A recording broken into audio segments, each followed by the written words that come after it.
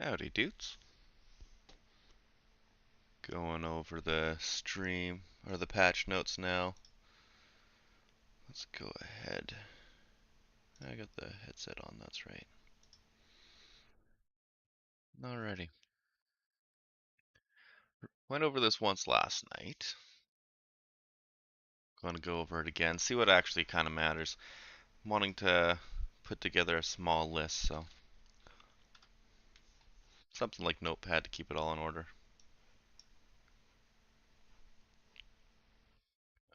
There we go. Tab, get rid of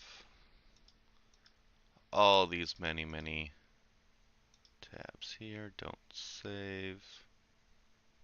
Oh, I guess I should save that one.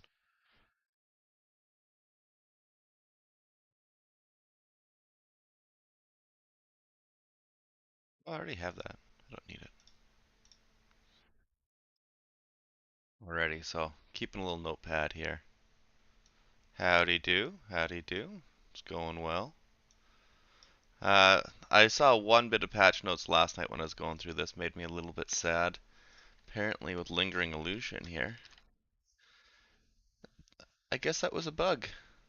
I didn't think that was a bug, but we're gonna have to figure out what's going on with that one first. See how we can try to get dual charge tech if we're going back to just power charges and nothing else. But for the things that actually matter, like maps are fantastic, but we're not going to need to worry about that too much. Not for changing the build, we're just going to love the new maps. Where Ash is less likely to target minions, that's funny. So, how's your morning? It's almost 11 here. Started a little bit later than I wanted to, but the dang camera didn't want to work. But we're good to go now.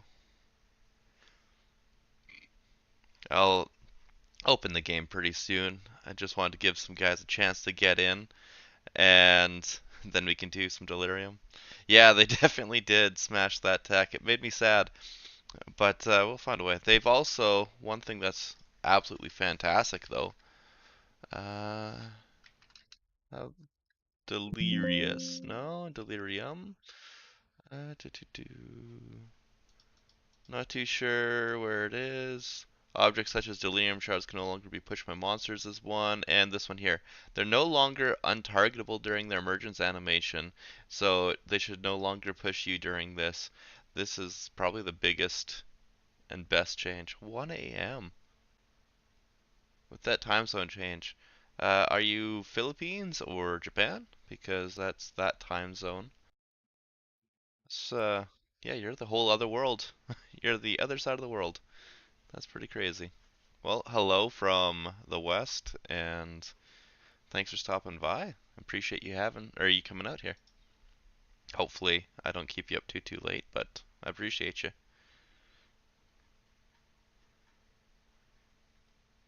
Alright, so map area has a minimum of 3 rare monsters. I didn't know that was a thing. Citadels can appear closer. Visibility, this one here I love so much. Australia, oh, I'm jealous. I'm so jealous. I want to go to Australia so bad.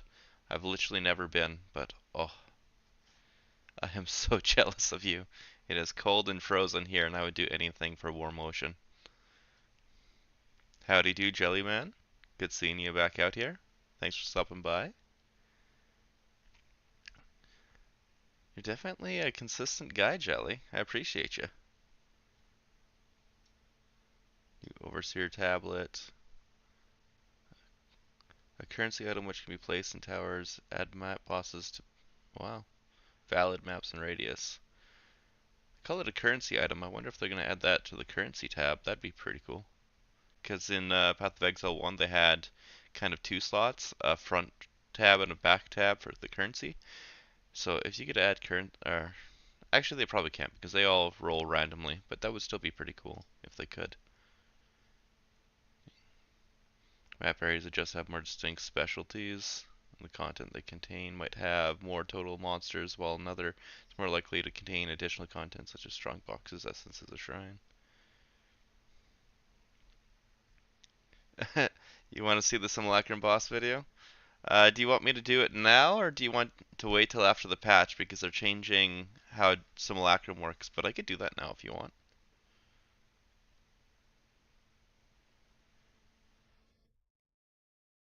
Just quickly trying to put together a few things here for what's actually going to change.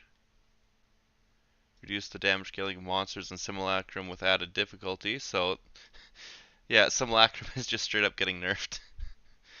So in a few hours, Simulacrum will not be the same. That's funny. Add a chance for maps to contain bosses. Yeah, it should be coming out today. They said it would be releasing what seems to be today. It might be, like right now it's 11 a.m. It might be afternoon or early evening, but as per their notes here on the website, let's just do Path of Exile 2, and we come to their... No, this wasn't it. Hold on, I got a link. I gotta click on the link. Just 1 second.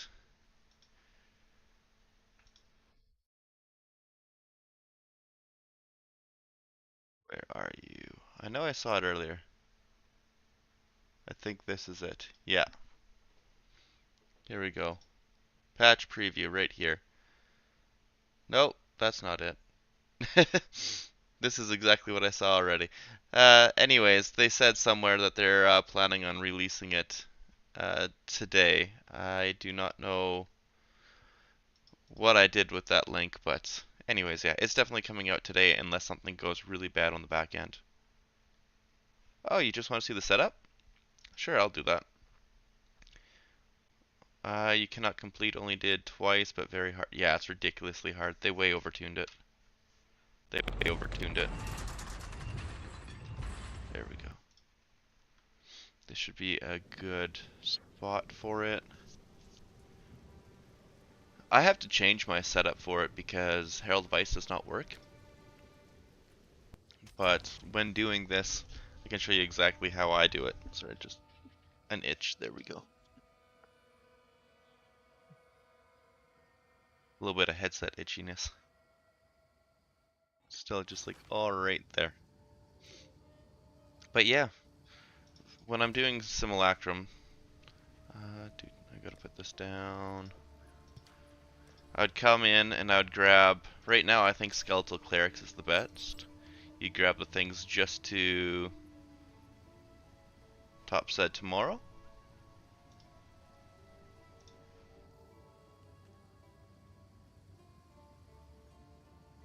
Please note these are still subject to changes. Tomorrow we're planning to release, yeah, thank you, perfect. Yeah, and I got this, apparently yesterday it was released. I didn't see it till right late, but yeah. Apparently tomorrow for me is today, so I'm looking forward to that. Yeah, it's really, really rewarding because if you can get like the Mana Flask or Megalomaniac, it's nuts. But anyways, back to the skills because you came here for a purpose. I don't want to waste your time. You'd come with Skeletal Clerics because the clerics heal themselves and they only are 20 spirit apiece. Before it was using Skeletal Brute because it had the most life, but it cost way too much spirit, 48, so it could only use the one. I was trying to use it with Lingering Illusion Tech, but that's gone. I'm trying to figure out some ways around. My current thought process is if I can make Siphoning Strike work, but that cannot inflict shock is very difficult, and that has nothing to do with the skill gems. That's just innate with it. This is what I'm trying to make work right now, but I'm not there yet because I really want to keep using dual charge tech. Oh, howdy do, Safik. I appreciate you too. If you're level 82, it'll be a little bit difficult. You'll have to make some sacrifices on the skill tree, but it'll definitely still work. There's a lot of goodness that works there. And Bundy, you're very welcome. I try to help as much as I can. I sometimes get a little overwhelmed with all the comments, but I definitely do as much as I can. So anyways, back to the setup here. I will go start to end Where it? Oh yeah, it's over here. The number one thing you got to do is you got to put magnified on effect on the Tempest Bell, and that even helps more because holy crap, you just drop the bell and it clears everything. And with the change coming out that they're no longer going to be immune or untargetable during their emergence animation, this is going to keep you so much safer. Because the big issue was you'd hit them like 8 times, 10 times as they're coming in, and then they'd be right on top of you. They can finally become targetable, and then you'd pop the bell. The things from further away would pop from further away, but this is how you'd go about it. Definitely take out immolation because I'm not using my fire damage rings. If I had a single ring with fire damage on it, it'd be worth it. But you'd still need to hit them with Tempest Flurry first, or with Charge Staff. So it's not the best in Simulacrum. This here is bossing tech. So you'd keep close combat. You could drop potential if you wanted to. With power charge, it's going to be a little bit more difficult to get, so you could take this out. But definitely leave in Rising Tempest. Rising Tempest, you wouldn't necessarily be getting it with Avatar because you're not spending it too much, but it's a really, really, really good damage skill that it's just one less thing to take out. And you could use Avatar, and it's very possible that I'm going to put Elemental Invocation back into the build because it will honestly kill bosses even faster if you just drop the bell then hit it with Eye of Winter. So I might put that back in just to buff the bell and use it for Delirium, but we'll find out. And if I'm doing that, I would do something that I didn't quite like before, and that is Sniper's Mark. But if we're needing to get charges, like obviously we'd get charges from Tempest Bell. I'm just trying to think of all the different ways. I'm currently working on using endurance charges to convert, but I don't have enough physical for armor break. But yeah. So you'll have to swap out Unbound Avatar and get Meditate. So take those out because I keep accidentally deleting them. There's the minion pack there.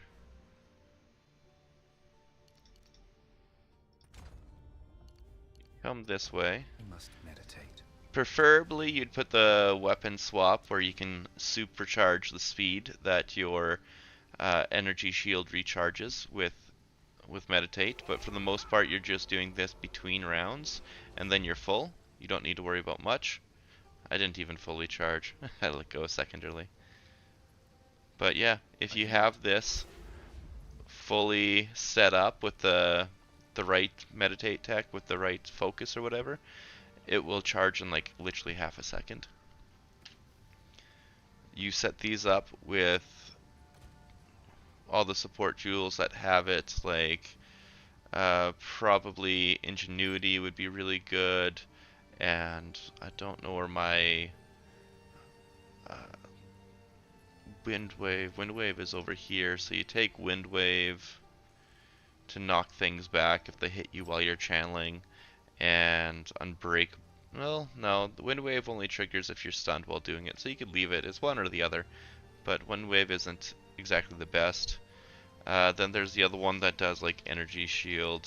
Recharge rate isn't cancelled when you get popped. I'm not too sure where it is. What do you mean, why not Grimfeast? I have Grimfeast in. But yeah, you'd leave these in, and whatever other skills that you would use for Meditate, there's a bunch of options you can use. There's not really any wrong ones. The one that does, if you're stunned while using it, it doesn't, your energy shield starts recovering instantly. That's a really, really good one. You'd definitely put that in for Meditate, because if it's your energy shield recharge one, you'd use it for sure. You don't really need to swap anything out for these, except for the fact that Overcharge comes out like this, so you'd put Minion Pact onto Tempest Flurry.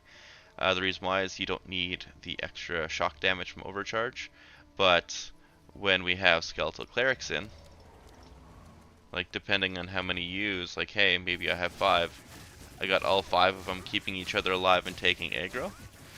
This really helps you just not get hit. And yeah, Got Herald of Thunder, Grim Feast. I'm currently rocking with these right now, but I'm not too sure if those will stay after the patch, because if we can't get the 2 charges, it's going to make me a little sad, because I really like the attack speed I get from Combat Frenzy, the Frenzy charges. So like right here, 24% more skill speed and 40% more critical hit chance with a power charge. I don't know why it's so high. I think something is a little bit off, but you could definitely feel that it was doing serious work. Like I'm pretty sure this is a glitch, because it wasn't 40%, I don't think. I think the tooltip is right, but holy crap if it is actually giving double what it says. Yeah, no problem, Jelly. For your Skeletal Clerics, you put in Elemental Army to give it some resistances and Meat Shield so they just don't instantly pop all the time. They are going to heal and revive each other, which will help keep the damage up from Minion Pact, which is really helpful. Yeah, exactly. Herald of Ice does not work at all in Simulacrum, because Delirious monsters can't pop, so they can't shatter. Herald of Ice just can't go off. It's the only time you ever take out Herald of Ice. It's unfortunate. I'm not a big fan of this, but Simulacrums and in their current state are difficult enough that you actually do have to make some skill swaps. Everything else, you rock the same stuff. Uh, Last night I actually bought a new amulet though. This thing's a beast. It gave me a lot more energy shield. It gave me like 600 more energy shield. It gave me more attributes. It hurt my resistances, obviously, but I wanted that. I wanted my resistances to be in the dumps, essentially, because I need to be able to gear around Astramentus whenever I finally am able to afford it. So I'm taking off the little safety net from this amulet. And obviously, looking at these numbers, the main thing I need to do is just like drop an all res or drop this, increased armor and evasion, put on a fire rune, and it'll be fixed. So that is basically the main and only thing you need to change. But for keeping alive, I also put Shock Siphon on the bell, because this here's the main thing that you're murking the mobs with. This will really help you out. Because your shield very easily could go down. It might not be that way anymore after the patch, because they are no longer going to be invulnerable and smacking you before you're even allowed to hit them. So this very much so might not be required afterwards, but for right now it's a great safety layer. The third one is just Minion Mastery, +1 levels. I don't know the greatest Minion gems right now, and I'm literally only using this with 3 skill slots. I haven't put anything more into this, and it still worked pretty great, because I'm not using them for damage or anything. I'm just using them to take hits, take aggro, and to power Minion Pact. I'm using it on Tempest Flurry, but it's kind of a pseudo test, because when I'm trying to put something together, I'm trying to do the Flicker Strike tech, and honestly, it was working pretty well. There we go. I had to resize this, so it was in the wrong spot on the screen. But yeah, I was doing Flicker Strike tech. I was trying to do it with Lingering Illusion, and it kind of worked, but with Flicker Strike, you couldn't just cast it on nothing. You could hold it down and it would do nothing until there's an enemy in range, and then once you had an enemy, it would pop to it. So you could still do the dodge roll and flicker, but because flicker says you can't do anything during its or you can't get power charges during its activation, I thought maybe it would consume the lingering illusion before the activation started or counted or whatever. But no, it won't let you generate that way, so I had to think of something else, and then yeah, I just left it in anyways for the damage, and it worked really well. Alrighty, so I gotta go through some comments here. I've not been doing a good job of replying to everybody, just been going over this tech. So yeah, Bundy, there is one significant change. They got rid of lingering illusion tech. That's the unfortunate one, so I'm gonna have to swap out and see a few different ways of doing things. but it's not really that big of a deal. We'll find a way. It just means we can't pre-charge the staff against bosses unless there's another way to get out of combat power charges, but it looks like no. You said 3 stun jewels. I think I have 4 of these jewels with maximum energy shield to stun threshold. So 1, 2, 3, 4. I got 5 of them because I really like it. I don't like being stunned. I really don't like being stunned, so I got 5 of them, and I'm almost never stunned now. A little bit on some Simulacrum mobs, but they're getting nerfed pretty hard this patch, it seems, so I'm pretty happy with that. It will keep everything else in line a little bit more.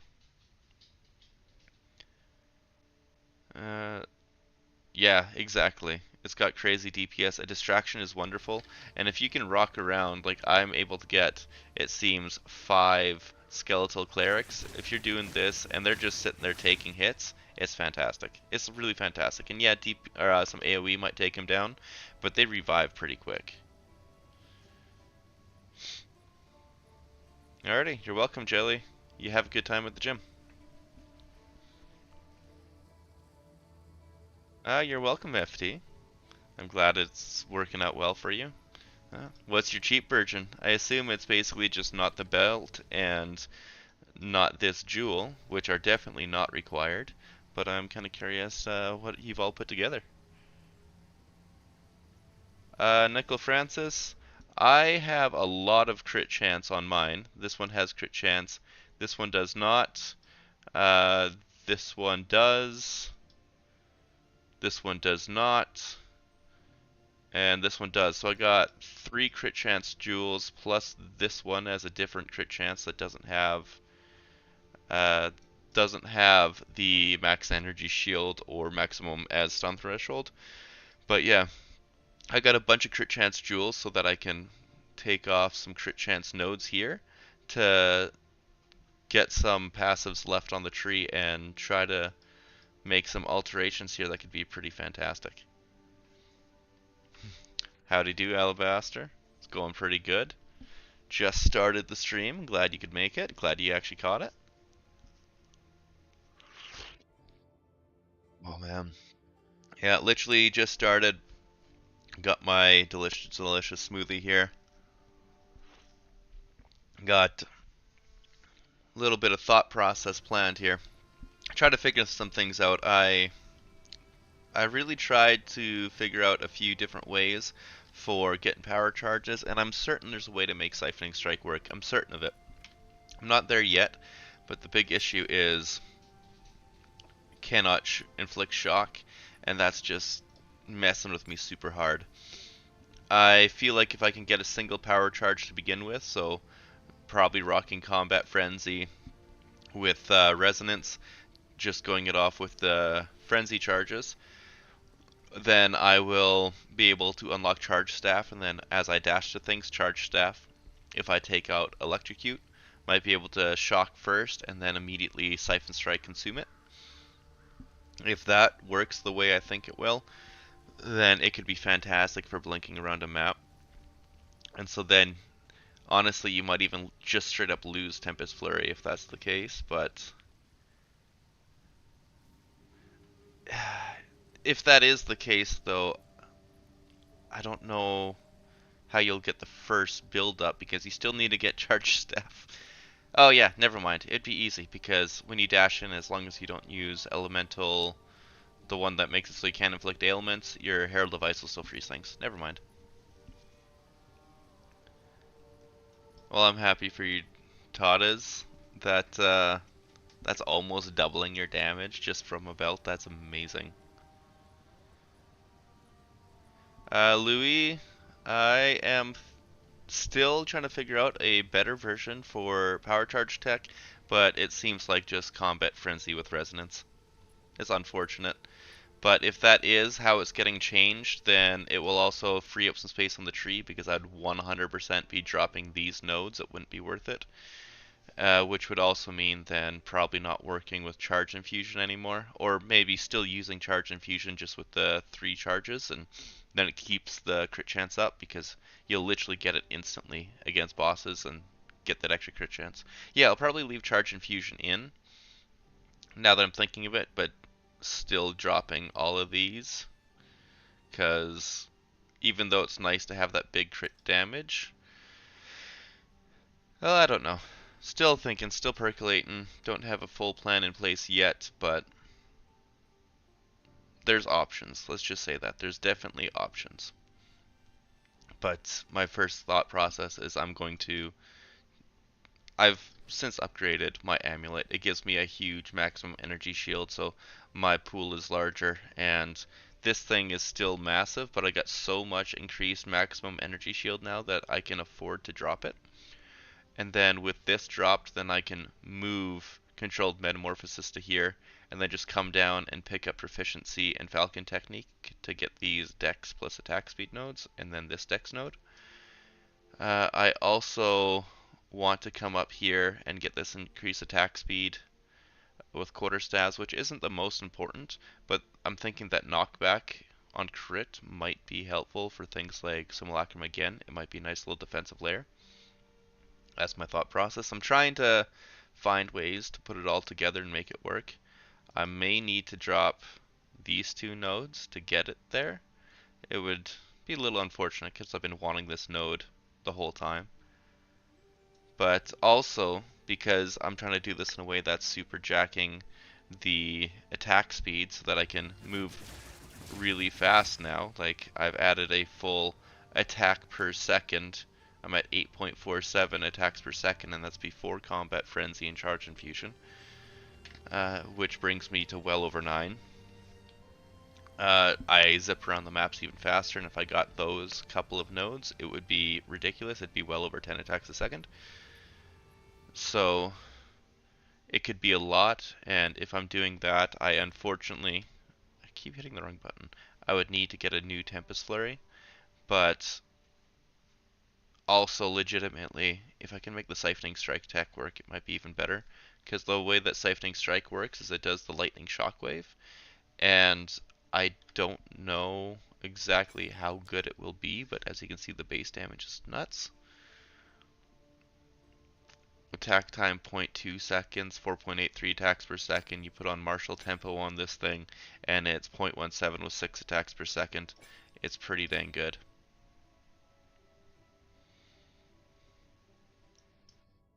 Uh, do, do. Your damage is relatively low compared to other builds. Don't know what to approve. Where's your damage low? Because if it's just damage numbers on your Tempest Flurry, that doesn't really matter. Like, I could have this way higher if I wanted to, but I don't need it, nor want it. I just make sure to pump the damage on the Bell for bosses and on the Heralds for mapping. And obviously the Herald's tech isn't an exploit because we're just getting cold damage on Herald of Thunder. And you only have 2 stun threshold and the rest max ES and crit chance, so you don't go below 50%. Well, Nickel Francis, you don't 100% need to go as hardcore as I did into it. I like having as much energy shield to stun threshold as I can. Then obviously maximum energy shield and crit chance. Those are the 3 best ones that you can get for this build by a lot. There is, excuse me, nothing that gives utility like these. Like obviously maximum energy shield will always be good because it keeps you alive. Crit chance because it allows you to take nodes off the tree, and stun threshold because so much quality of life. But that might be getting adjusted a little bit in the future as well. We don't know yet, but thoughts? The rest doesn't matter, but the number one is to make sure you got attributes on top of the jewel. If you don't have attributes on top of the jewel, it's monster amounts of damage lost. So like, what's one that has, I might have damage on all of them. Okay, this one here has no damage on it all. It's just maximum energy shield, recharge rate, mana on kill, and stun threshold. There's literally no damage on it except for the 7 to int. And 7 intelligence is like 6,000 DPS on my Tempest Flurry. And on my illusion or on my heralds, it's like 700 damage per hit there. Just 7 intelligence. And so getting 8 jewels with more than 7 intelligence essentially is going to massively increase everything that you do. It's going to increase your mana pool so you don't run out of mana. Just don't even think about it as this as 7 intelligence. Think of this as 7 any attribute because you balance the tree around what you got. But like that 7 intelligence is mana, it's AoE on your attacks, and it's lightning damage. And it's ridiculous. You could pseudo think of this if you were going to take that 7 intelligence and then balance your other skills here.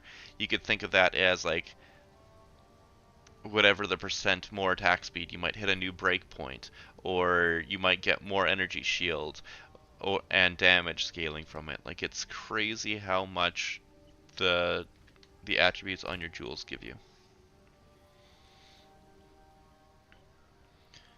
I do the build reviews once a day.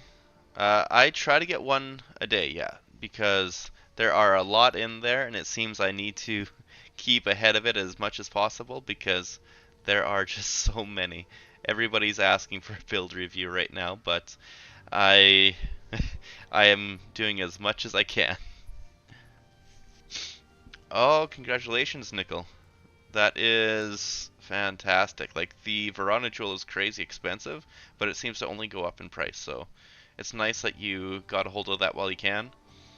The one I'm trying to get is this dang Astramentus, but I don't think I'll ever be able to afford it because it just keeps going up and up and up in price. Refreshing the page now. So like literally 157 for crappy corrupted ones, like below the minimum, no quality corrupted ones. 170 if they corrupted it, but it still went below the minimum. If you want a remotely good one, Jesus, it went up 30 divine last night.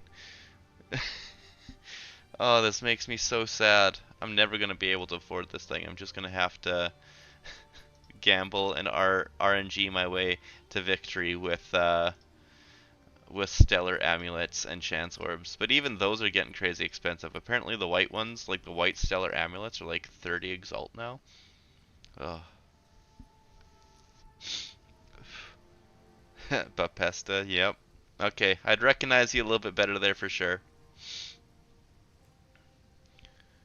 But yeah, I will keep going through the notes here. I was looking at this trying to think what affects us the most. And right now the main thing is obviously the Minion Pact not working anymore. We had definitely thought that was going to be a 180 div is insane. How do people reach that amount? How do people reach 213? I don't know how people reach these at all. I am blasting and grinding as hard as I can, and I don't think I have in my entire lifetime of the account made that much. I know I potentially could if I got really lucky with a couple crafts and sold them, but even then I'm selling to people who also need to make that ridiculous amount, and I think my best craft is like 8 divs that I was able to sell for, which is still pretty good, but it's no 180, that's for sure. And some people are selling like single wands for ridiculous amounts. Like I am certain the people who early on are getting that kind of currency aren't doing it through legitimate means. It's just it's ridiculous the numbers that they get. Holy, how did you make 40 div during ritual? Did you get like 2 belts drop? Or a whole bunch of invitations? Like I can't seem to get invitations to drop at all even after getting the points for it. So here on maps, more magic and rare monsters, that's pretty great. Contain double the number of monsters.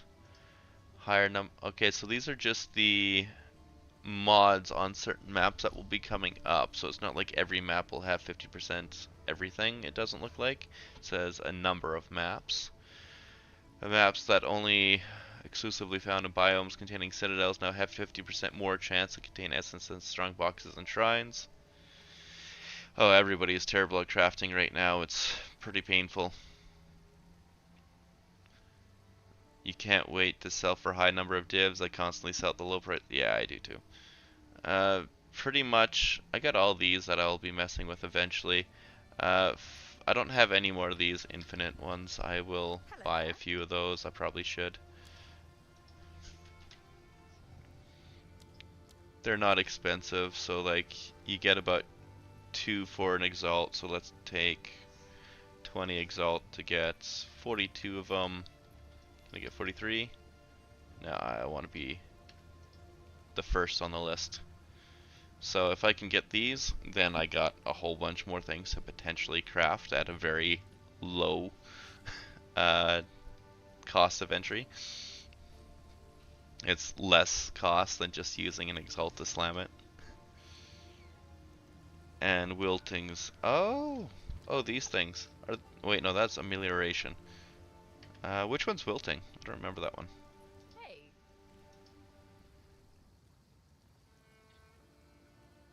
Yeah, I have moved over a lot of the things that I was trying to sell. Like these, a lot of them I was trying to get for more than 5 div. It's a really nice adorned jewel, but that's the best thing I've managed to put together.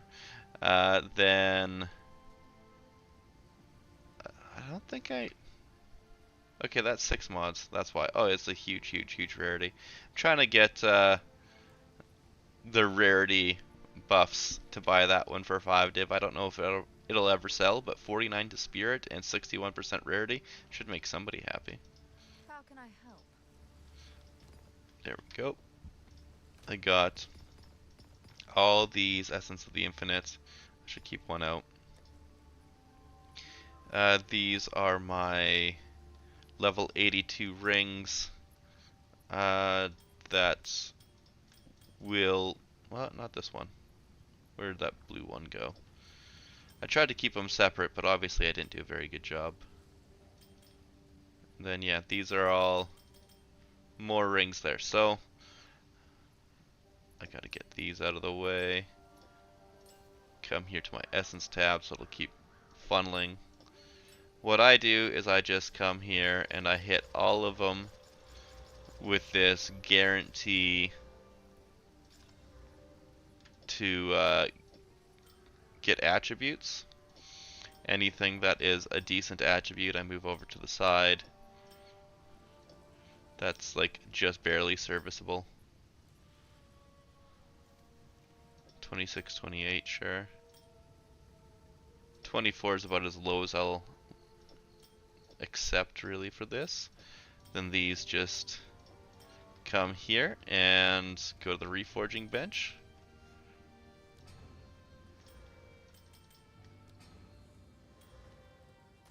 Then stash tab for my catalysts again. This is where I keep them. This one here is not good, so I'll take that and I'll smash these together as well. Go on. And what do I got? I mean, this one could technically be useful. They're worth enough to hit this way. Regenerate, lightning damage with regenerate. They're definitely not good, but I mean, they're not hurting anybody. This one here could be really good. Maximum mana could be okay with int. That's unfortunate, but you know, we're just gonna hit them all with the good regal orbs. This one here really sucks, so that one's garbage. This one's good. This one's... The 10 int is unfortunate, but it's serviceable. This one's garbage. Stick that over here, I guess. This one's definitely serviceable as well with the big cold. Except for it's a shame that it's cold damage to attacks and fire damage, but you know. Some good reroll tech is the tech get lucky. Because I'm not getting lucky with the rerolls at all. I'm jealous, man. I'm real jealous. Lightning res, that one could be good. Rarity and strength, that could be good. That 12 evasion rating can be re-rolled by the other guy. This one here, I'm not liking it, so I'll just get rid of it. This one's definitely has a possibility to be good. That one's a hard maybe, so I'll hit all of them with one exalt. Oh yeah, that's good now. That's really good now. That'll make somebody really happy. So that's definitely good. That's serviceable for sure. I'm not liking that one so much. Opening up the map here. Yeah, you gotta tell me if you're doing something special. I would love to know, 'cause damn, I need help. This one's so low, but hmm. This is the kind of one that I would just stop worrying about and leave for somebody else to craft for like 5 exalt, just get what I put back into it. Let them slam it, because it does not seem to be working out. Same thing with this one. These ones I just don't want to put anything else on. Because yeah, that's all the suffixes, and all I care about is the suffixes. These guys with the added cold and everything, those I'm definitely slamming all the way. This one for sure, 2 big attributes and lightning damage, that's amazing. Cold, more cold resist, so it's not horrible. This one could be worth hitting. 5 to all elemental resistances is sad that it's so low. It's a lot of mana regen, decent rarity and lightning damage, but it's just not that good. This one here could be huge mana regen rate, huge mana. This could make somebody really, really happy. And this one maybe, but cast speed on the suffix is a little unfortunate. But it comes with rarity. So those 5 I will hit all the way, and these ones I will not. I got 83, so. So this one here, after hitting it that way, the leech's mana might make somebody happy. Oh, thank you. Appreciate it, Nick. Or, I'm trying to remember what your name is on here properly. Scrolling up in chat.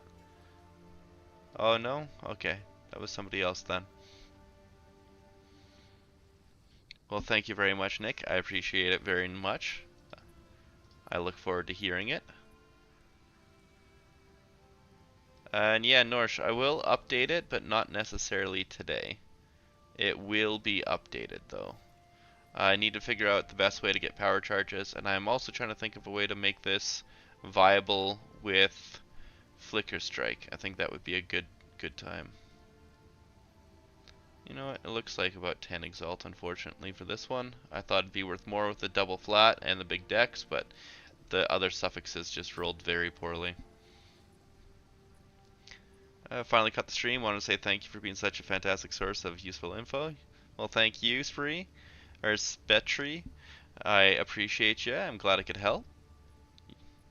If there's anything else you'd like to know, let me know. This is the best time to ask because I can actually get to things kind of quickly. Everything else seems to take a while. And looking for someone with a concise build video. I have ADHD and sometimes get lost in the videos. Yeah, I definitely go into too much build information sometimes. I do my best to keep it short, but there's a lot of information. I have OCD, so I have to uh, cover all the bases. If I don't, I feel like I left something out. And then obviously with all the questions I get, it's it ends up being a lot. It ends up being a lot. So I try to cover it in the videos, but then people don't catch it all in the videos. It's unfortunate, just because they end up being too long. Yeah, these are some unfortunate crafts. None of them are seeming to be over div. I thought the one would have been. This one here, I have no idea, but like mana regenerate, big mana. Say minimum, because this is going to go up 180. What would that be on here if I were to do that? About 20 to 30 exalts, so there we go. Somebody can get that and enjoy themselves. I'm not putting on the mana catalyst because I'd spend more on mana catalyst than this would sell for.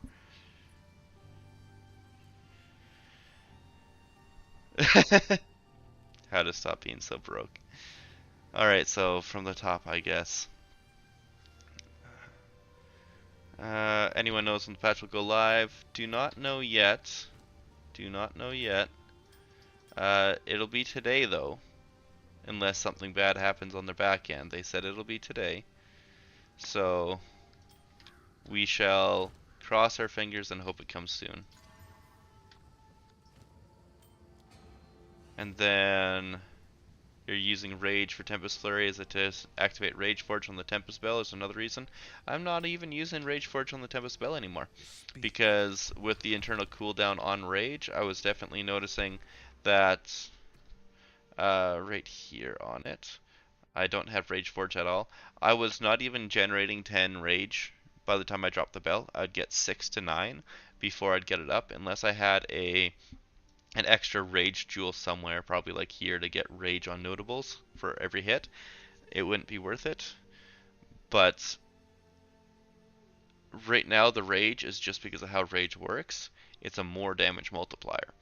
So if I'm able to get, like I said, 6 to 9 Rage by the time I drop the bell on the boss, I hit him, then I get 12 Rage, that's 12% more damage multiplier. That's kind of getting one more stack on Rising Tempest.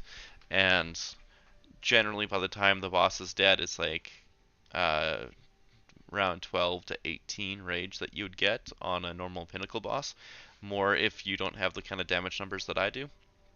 So during that fight, you're getting 18% more damage multiplier. That's crazy. So if you're getting, say, 10 million DPS with that 12%, you're at 12 million DPS now.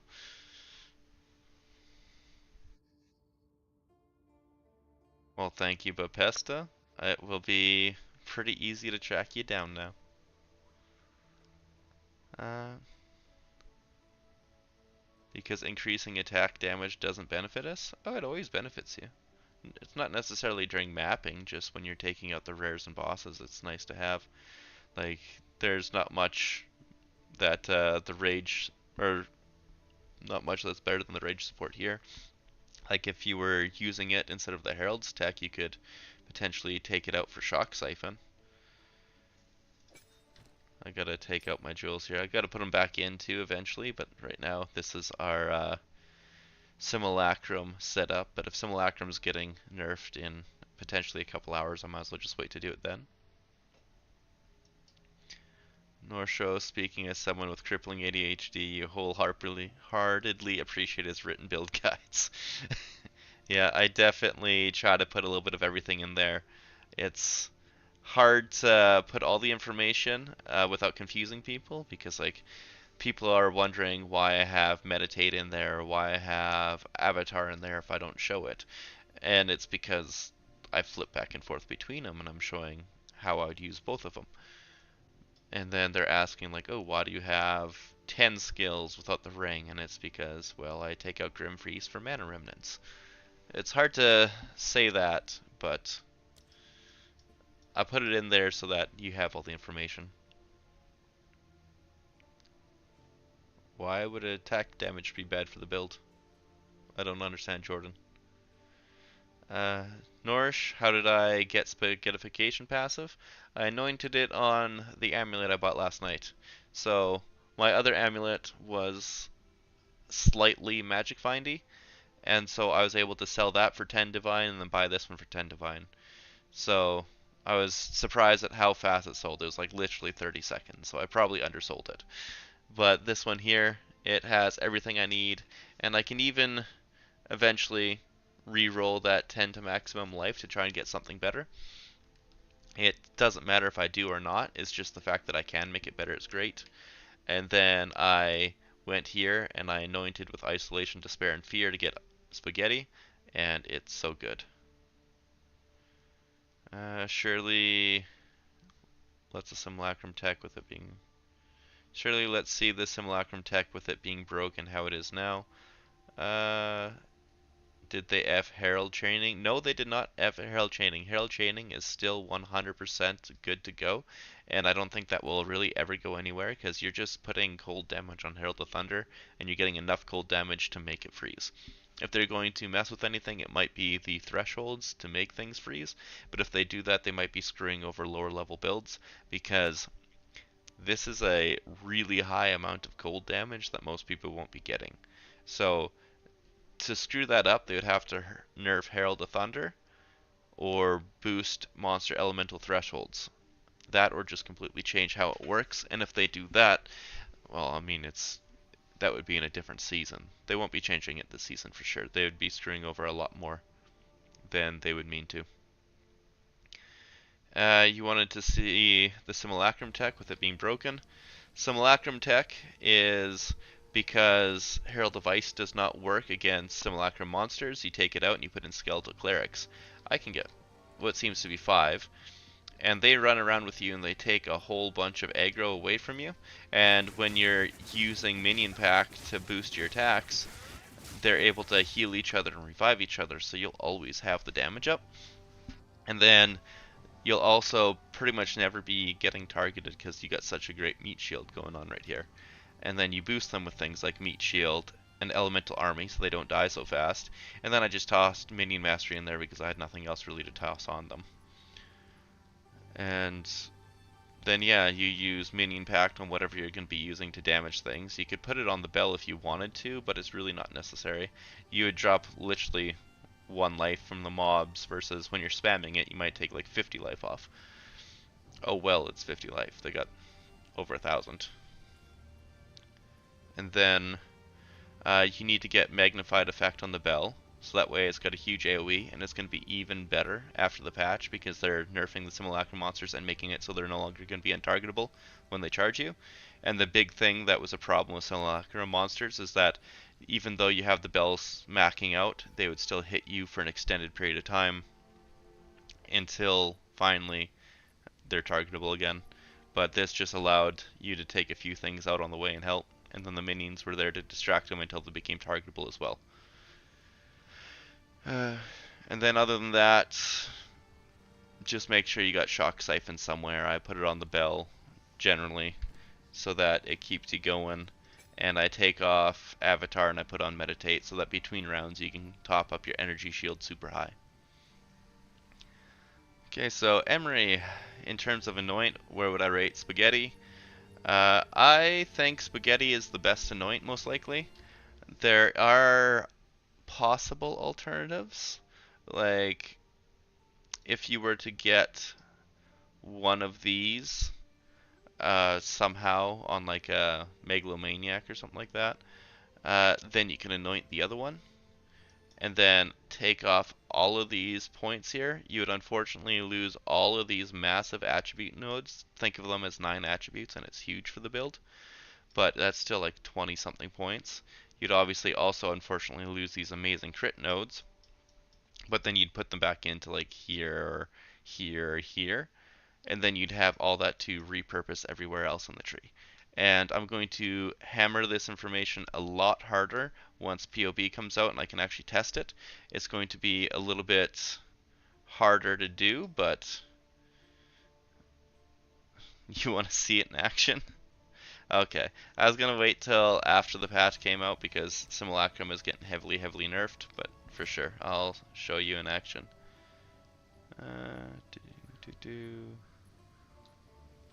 It's kind of terrible. I'll reforge these. Yes. Speak. Ready. Put in action. Do I have everything on yet? Skeletal Minions, Herald of Thunder. I got Shock Siphon on the bell with Magnified Effect. What else do I need to put on here? Put Potential down, that works. Not gonna overthink it. I gotta take Shock Siphon off. That's thought process that is no longer happening right now. For the time being, Lingering Illusion is working, so I'll just toss it on. I don't want to overthink too much. I just want to show you what I'm currently rocking.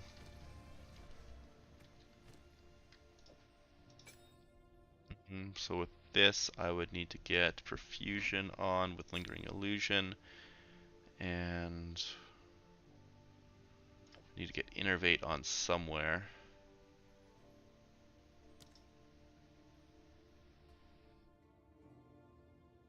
Probably toss Innervate right onto Tempest Flurry.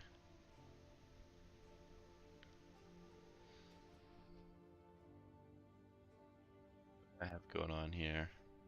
Shock Siphon. Since I'm not using since I'm not using anything to buff that, I can take off Rising Tempest if I want to. Let's do that. I don't want to overthink this too hard. I just want things to be on there and working. Immolate. I won't be getting any fire procs off, but you know what? Let's just... What's the best spot to drop these things right now? Probably right here. Be everything on the second line so that I can keep track of what I dropped. Control...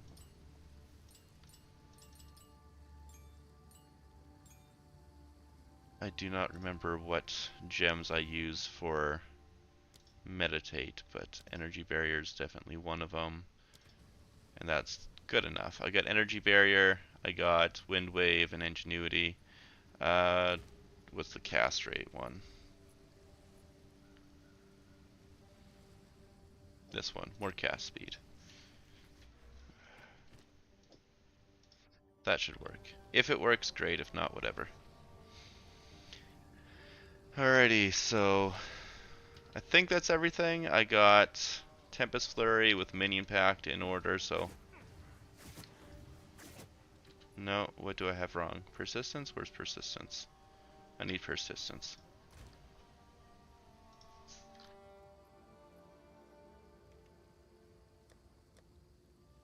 There it is.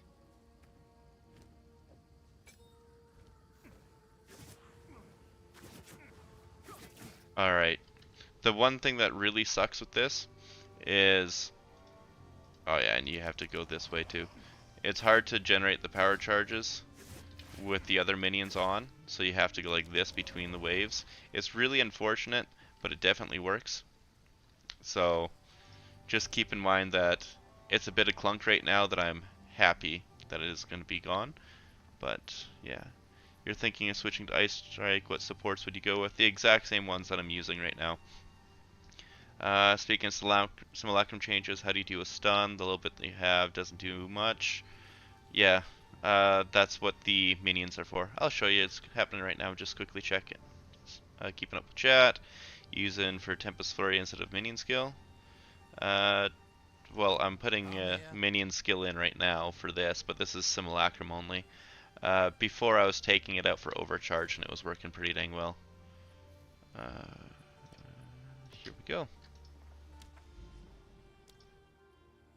Has new Lingering Illusion Minion Pack tech change. The power charge, yeah, it's not viable anymore. It's really painful to use. Level 82 area, so it's top level Delirium.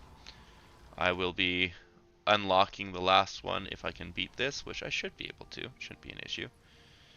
And how much attack speed do I have on Tempest Flurry? Quite a bit right now. I just upgraded my amulet to give me a whole bunch more dex and to give me spaghetti. So I got a lot of attack speed now, to the point where I actually lose out on mana, so I'm going to have to be using my mana flask on this.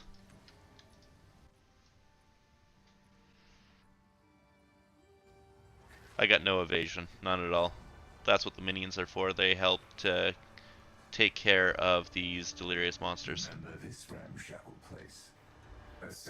So yeah, here, going to need to drop these, so generate some charges between the wave.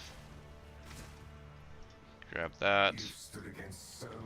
Get your minions going. You see how they're taking aggro from these little guys? It's pretty good. It keeps you alive pretty well in the higher levels of Delirium.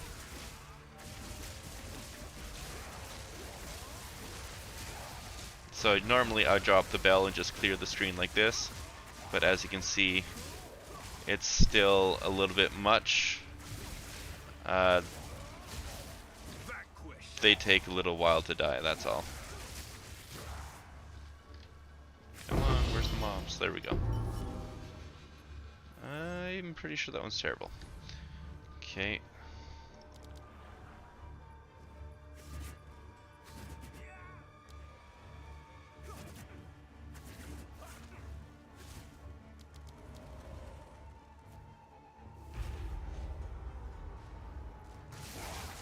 Then yeah, the first few waves here are pretty easy. You don't need to worry too much about them. It's light mobs coming out slowly. The hardest thing about it is just constantly having somebody to hit. Like as you can see, I'm attacking and they're still invulnerable for a while, so that's where this comes into play. The Bell Shock Siphon will keep you alive a lot when you're trying to get into big areas with lots of mobs. So like these guys, they're getting hammered pretty hard, but they revive each other, which is nice. This is the way that I try to keep things going. Hold on. I got it. There we go. Charges, touch this guy, get the minions back. Drop the bell. Just try not to stand in the bad, only the good. Drop the bell. Yeah, I can't wait for them to fix the untargetable on delirious mobs. It's way too long. It was a terrible design decision. I'm happy they went back on it. Also, dodge rolling actually does still work pretty well here, so you don't need to be afraid of it. It'll keep you alive more than you think. I'm so happy that it gets fixed, so the delirium mobs are not going to be so crazy. Yeah, they're ridiculous right now. Absolutely ridiculous. They're way overtuned. But then again, so is the trials for Ascension for the 4th, and even the first Ascension for when you're leveling up. But you know what? If that gets fixed, it's like such a minor thing to do, and it'll make so many more people have great times getting back to like the top level of gameplay. Like they don't need to feel like it's a chore. Like I want Trial of Secumus to be something people want to do, not something they have to do.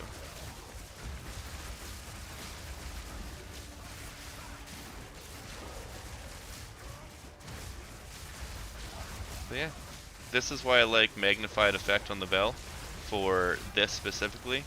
When the mobs do get close enough to you, you can really mess them up, and it keeps you safe. Like it's a huge buffer, and then when the mobs get past right there, the minions are keeping you safe. Oh, here's the guy. Like I haven't found tech better than this yet for it, so unfortunately the minion pack tech was awkward, but it worked really well to charge you between waves so that you don't need to worry about charging your staff. But Let yourself be drawn into the mire. Definitely not hard to do when you get it set up.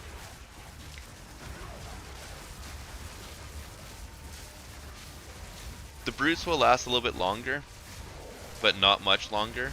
And then the brutes do not self-revive each other. So that is where the clerics come in.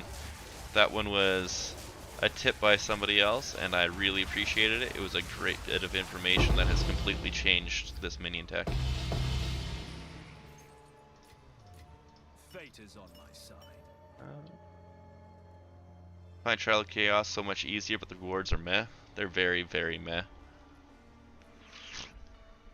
The only rewards from Trial of Chaos that I really like are when you beat the Trial Master, and that is like 1 in every 3 trials at most, because you have to beat it to get those whatever the offering things are. No escape.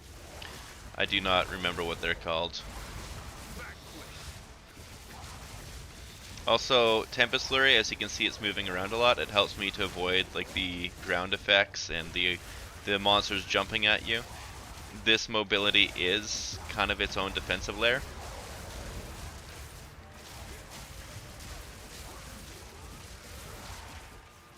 Gonna need to use a mana potion here because, yeah, the mobs just come in too slow and you attack them 12 times before you can actually hit them, so it's kind of necessary. If you manage to get to wave 14 with Ice Strike, then you did not know mobs are not affected by Herald of Ice, and I was wondering where my crispy explosions. You got all the way to 14 without realizing they weren't popping. That's kind of funny. But yeah, you gotta take it out, and I like just tossing some minions in there for body blocking. You could use Blasphemy Aura, but this just works better. It works much better. It's just clunky because I do it with this tech, but that tech is going away, so it's getting rid of the clunk. Putting in a minion in there will always be a good thing to keep you safe. Are you trying to cleanse yourself of me? Another thing you could do for this, potentially, is just drop out Grim Feast entirely, because with Meditate, you're topping yourself up completely between waves. So, yeah, this here is about as safe as I can do it. I will be continuing to try and make Shock Siphon work. If I can make Shock Siphon work, it might be better.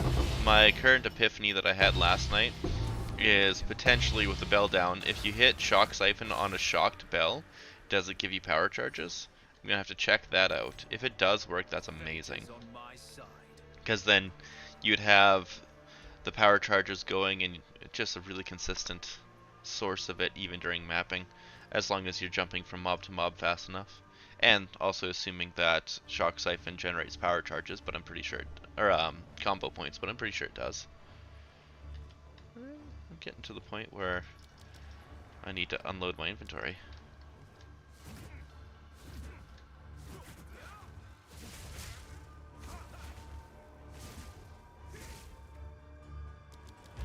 Alrighty, next wave. I don't even know what wave I'm on, but 0 out of 10 difficulty so far. And this is at a level 82 Simulacrum, as you can tell.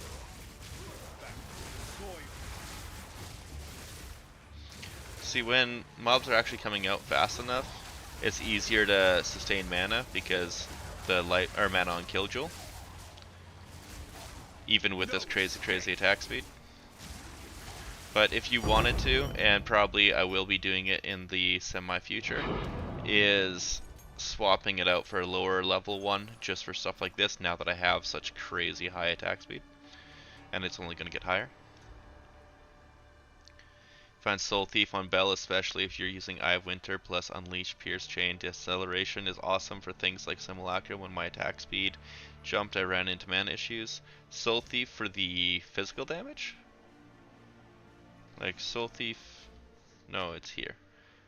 I got it here. Yeah, that's physical damage from skills as mana. I got like almost no physical damage, so... Granted, this is what level? Where are you, Soul Thief? 5% of physical.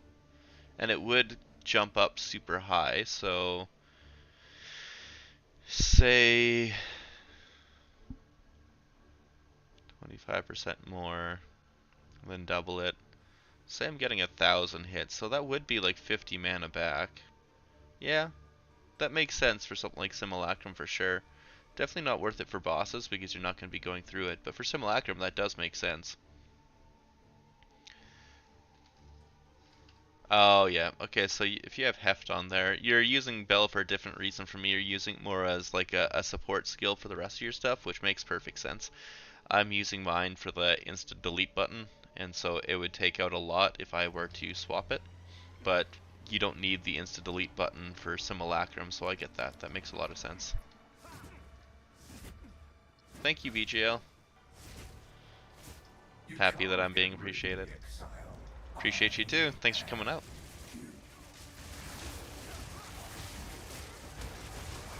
Right now we're doing a level 82 Simulacrum before it gets nerfed to show you how I was dealing with it. And essentially the trick is take out Herald of Ice for minion tech and increase the AoE on your bell.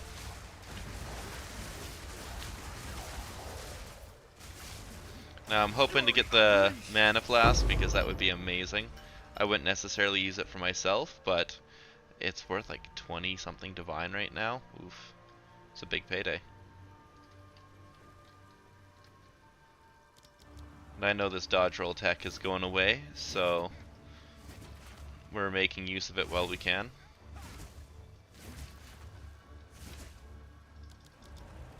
Nothing you do matters. I'm not a fan of this little corridor, but as you can see with the minions, it is not an issue because they take so much of the aggro. It's like having a bunch of allies in your map that are just meat shields. It's literally having a bunch of allies in your maps that are just meat shields. And this one here never seems to spawn a boss. So that is a definite positive. Come on, guys. Just finish the wave. There we go. Now we're out of this little corridor. This one and the last waves are definitely the two most dangerous ones. Like, it's between, I think this one's 10 and then 14. Yeah, that was 10 and 15, sorry. 10 and 15 are the big ones. Hate having to do this between every wave, but it's too helpful not to, and charging is too bad during waves with the minions, so. This is the minion tech I was talking about before, but I only had one minion so that you could actually consistently get power charges. And even then it didn't feel very good. So that's why I didn't make a dedicated video to it. I know a lot of people wanted it, but it wasn't worth putting the video out.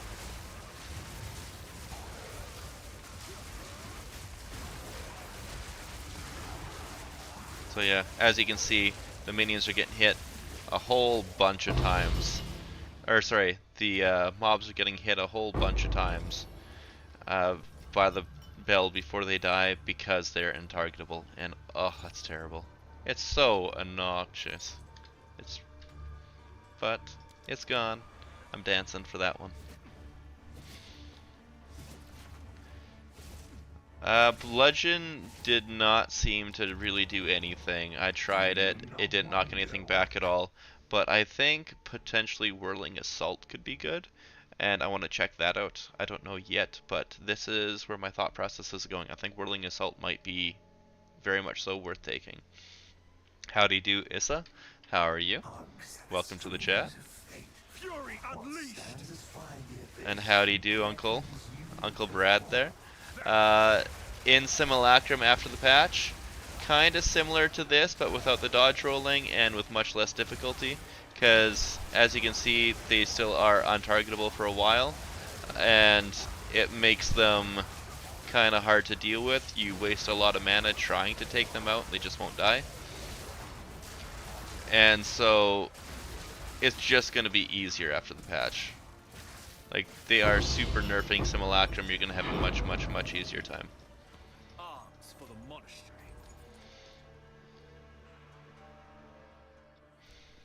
You have flat fire on one of your rings, but you're not igniting the bell on bosses at all? That's surprising. My thought is, do you potentially have Immolation on your main attack? Because if you have Immolation on your main attack, that will make it so you can't ignite. You should put that on your bell. And so you should be igniting the bell every time, every single time, and then you'll have no issue whatsoever. It's that, or else you just don't have enough scaling from your strength, but that really shouldn't be an issue. Even if you have like 200 strength, it should be more than enough. Oh, I gotta take a little sippy sip, I'm getting thirsty and hungry. Still don't get the use of Crackling Quarterstaff. What build's using it? Nobody's using it right now, but if Pillar of the Cage God wasn't so good, it could be really, really good with this exact same setup. It'd be big lightning damage. It'd be an entirely elemental based build, but Hands of Wisdom and Action are just better.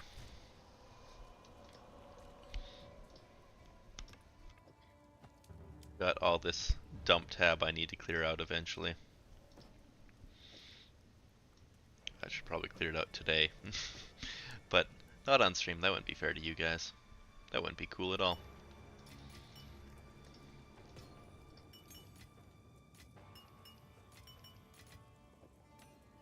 Crazy how fast the tab fills up.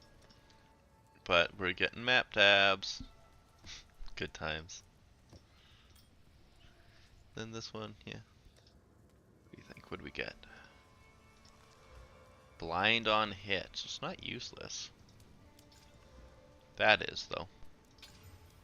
That's good. It's enough to Exalt Slam. Magnitude of Poison, not very good. But, hey, it's probably worth something with that. Yeah, nobody knows. Let's put it up for... 40 Exalt was filled, so we're putting it up for 70. I doubt it'll sell, but it's there. Oh, I'm getting a whole bunch of questions now. Okay, so... going down. Howdy do, Bila. Build a her. Sorry, that is a long, long name. I'm gonna call you Philip. Howdy do, Philip. Good seeing you in chat. Thanks for coming by. You have 240 strength and 400 plus int. If you have that, it would probably help you out if you balance it a little bit better, down more for strength, but that's more than enough for the fire damage to proc. I don't know what's going on if you have flat on your ring. How much is it? Because like I don't have a big fire damage roll on my ring. It's 8 to 15. It's super low. And that skill scaling way more than enough. So like when I put it on, I'm getting on my Tempest Flurry 354 to 708 fire damage. It gets a little bit higher when I put the other ring on, but not enough to matter. And it insta ignites the boss every time. Yeah, they're nerfing Minion Pack Power Charge, but it's okay. We're gonna use it while we can. It's not gonna last forever, but oh well. I got my bossing ring on. No wonder why I have more health. Gotta keep that Magic Find going. I don't even think Magic Find does anything on this map. I'm just being honestly dumb. I really should just use my bossing rings on this because they're objectively stronger in every way. But, I'm greedy. I use Avatar, but not in Delirium. Meditate is just more useful in Delirium.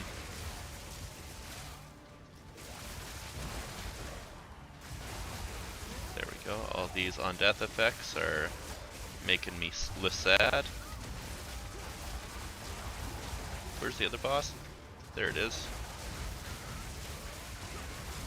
I was wondering where it was. I saw it health go down, so I thought it was beside the other one, but then it just didn't go down. Fate is on my side. There we go. You know what? I'll grab it.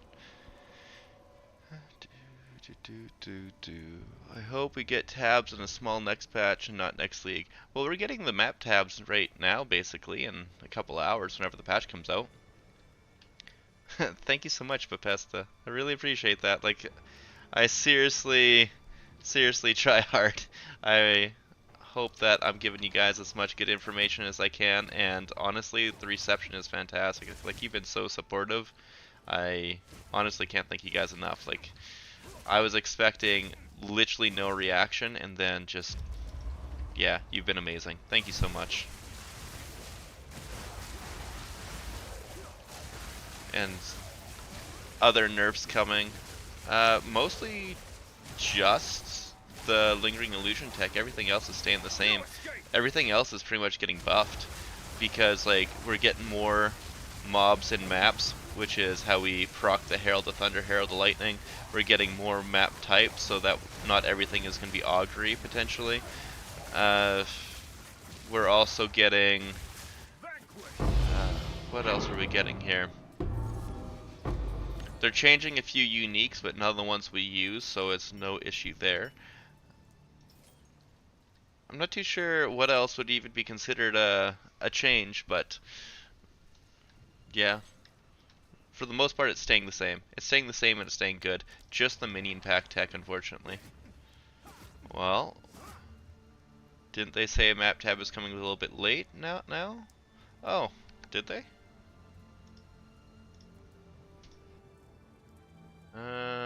Stash tab. Fix some issues, failed display with access. Oh, yeah, you're right. Handful of changes that weren't quite ready. The stash tabs, that's sad. That's real sad. Yeah, my bad. I had gotten excited for it. I was gonna be looking right away and being like, ooh, my stash tab. That's kind of sad, but thanks for the heads up. I was about to think I broke something and that my tab wasn't gonna be imported. And don't move, you're on console. Hey, apparently it's supposed to be better. You got loot filters, you got better UI interaction. That's pretty fantastic. Which loot filter do I recommend? I actually just went through a bunch of them, and I was looking at this NeverSync ones and everything, and I really like this Schlack Strasley one. I really like it.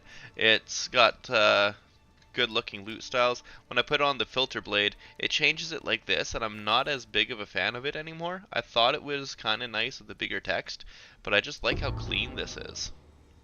This strict filter by Slidetrack. It's a weird name. Slidetrack Strasley. I found it on Google.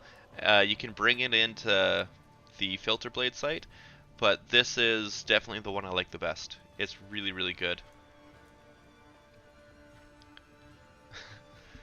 Patch should be going live today. I agree. Meyer is horrible. Max roll is pretty dang close to up to date. I changed a few things around. The only thing I haven't updated on it is I bought this late last night and I updated spaghettification. I guess technically I haven't updated all my jewels too because I added a little extra crit chance on my jewels, but it still keeps the same spirit as to what's on it because they're all corrupted with attributes. They all have trying to get energy shield, crit chance, maximum energy shield to stun threshold. Like they're not as good as this one. Like this one has a dead mod on it with the minions, but this one also has a dead mod with area of effective curses. This one has a dead mod with consumed a corpse recently. This one has 4 good mods, but it's all low rolled, and this one has 4 good mods with a couple low rolls, but like things like elemental damage doesn't matter. Magnitude of ailments you inflict is really nice because that gives you even more damage from shock. It's pretty cool. Yeah, you just got to keep this kind of jewels. Try to get the utility from them. Don't worry about damage. Like the elemental damage sucks. The only thing that matters is crit chance, maximum energy is stun threshold. That magnitude is surprisingly good.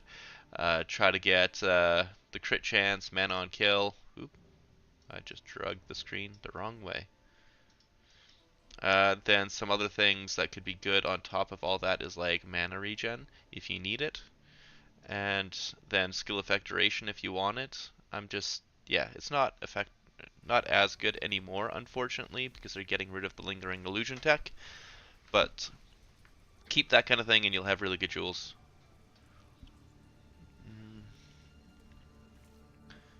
Your waystones, sad indeed for sure.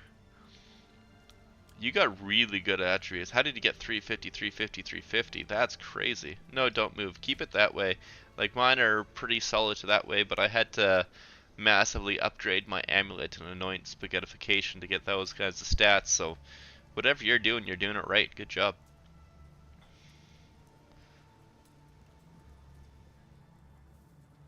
Console UI is so good, really? I haven't seen the console UI, Amloro, but I believe you. I know I played Path of Exile 1 on the console, like, I don't know, for a couple weeks a lot of years ago, but it was not good then. No escape. So they must... 86% ingenuity? Holy crap.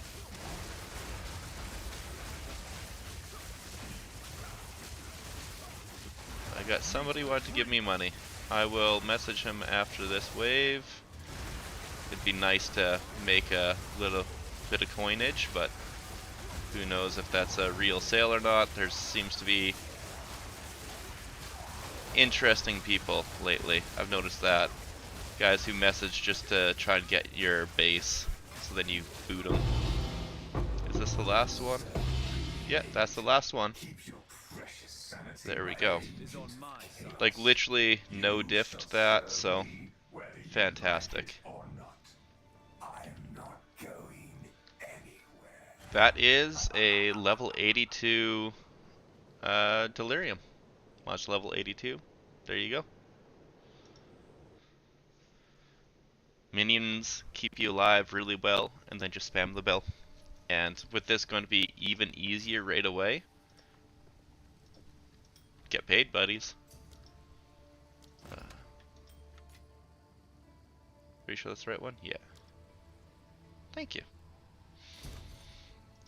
Definitely a little distracted trying to answer questions, but I hope I got everything showed off the way you need. 42, 1, 2, 3. Oh, that's all 6 mods. It's got big armor, that's for sure. But is there any build that uses armor that doesn't take big max life?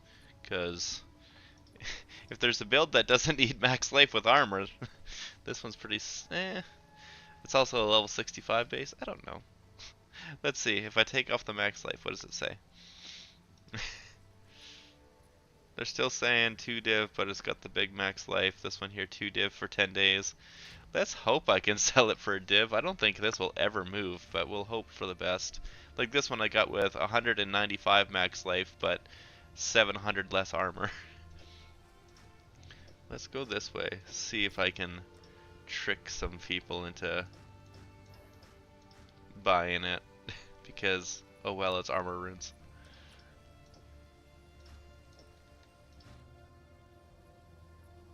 Like this with an extra 20% quality would be huge. Huge! And this thing comes with a big life. I hope for the best. I don't have any expectations, but I got high hopes. Okay, so you can probably hear them. That's the puppies losing their minds. I will be right back to make sure they're going to be okay.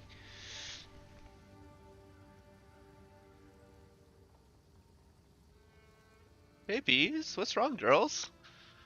Is somebody here? Somebody here? That's good, girls. It's okay. You defended the house so good from the nothing. That's right, there's literally nothing out there. Good job. There's nobody taking a walk, there's no car, there's no mailman, but you definitely made it safe. Good girls. Thank you, girls. Thank you. Here, let me give you a snack. A snack for your reward for being such good guard puppies. That's good, girls. Here you go, Uno. Here you go, Beverly. There you go.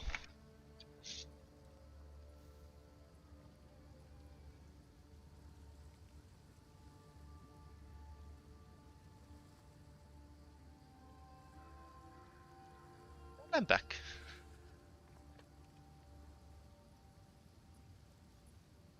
So, if you're wondering if it can work with Warrior, I have it in my bossing setup, but you'll see that I go from 9800 life to 5900.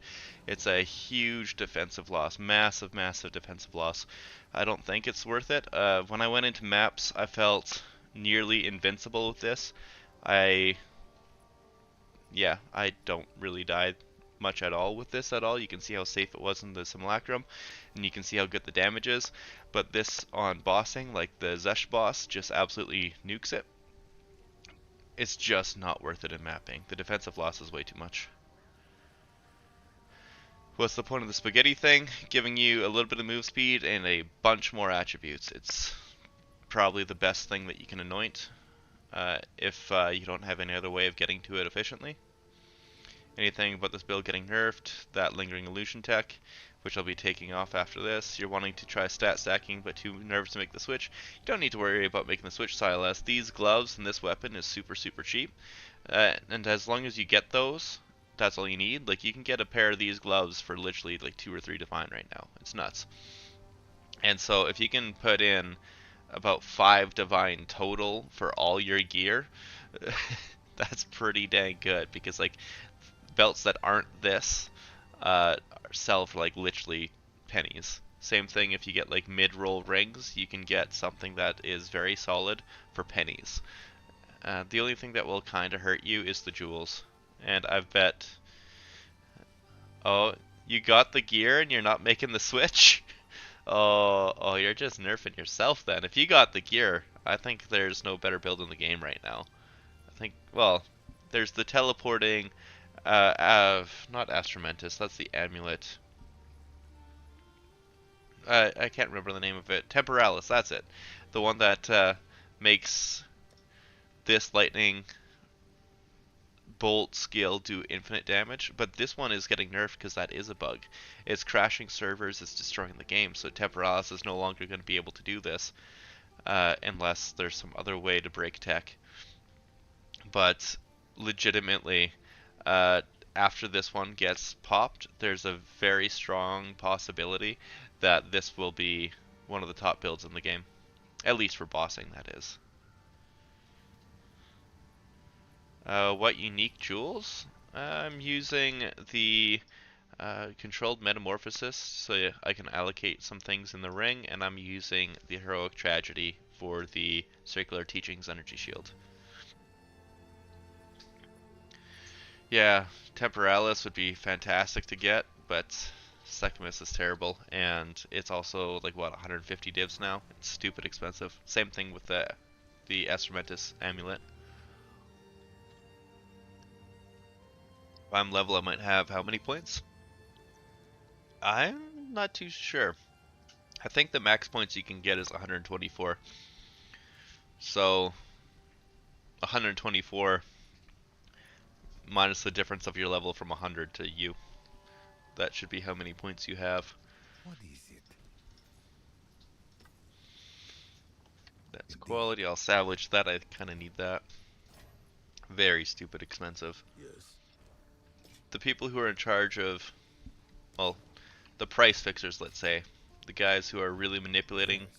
how expensive certain things are, they're having a great time. The people who actually want to play the game, they're going to struggle, unfortunately. Really? I'm pretty sure this is a regular drop. Guess I've never had it before.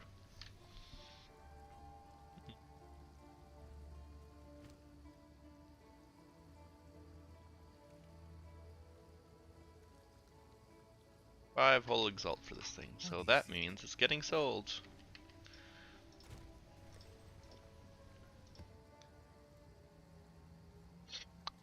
Well, if you have a belt equal to mine, you're in a really good spot. Like, I know this can definitely be better, but it's really expensive to get. Oh, I got cat hair on my nose again. It's really expensive to get better, though. Like, way too expensive to get better. And this is doing work. There's a lot of people and a lot of advice out on the Discord. We're always trying to help each other, sharing some good stuff, sharing memes, trying to be funny, and just be friendly. It's a pretty good spot over there. If you hop on, then yeah, you'll definitely find somebody willing to talk to you, and I'll help you as much as I can. But it's a lot. There's a lot of messaging going on. I can't keep up with all of it, but it's a really good place. It's popping. Yeah, spaghettification is definitely better than overwhelming strike. The reason why we're getting overwhelming strike before is because it helped with the crit chance before we had the equipment and the passives to get 50% crit chance. Like this is really good damage, but the main good thing about this is how cheap it was. It cost basically nothing. Despair, Envy, Disgust, it was like 10, 20 exalt to get. This is like a 3 divine anoint. It's painful, but it is definitely the best one to get when you have enough attributes. If you don't have high attributes, like if you're sitting at like 200, 250 kind of thing, it might not be worth it. But if all your attributes are above 300, then that 7% increased attributes could be giving you 21 to all attributes, and it's nuts.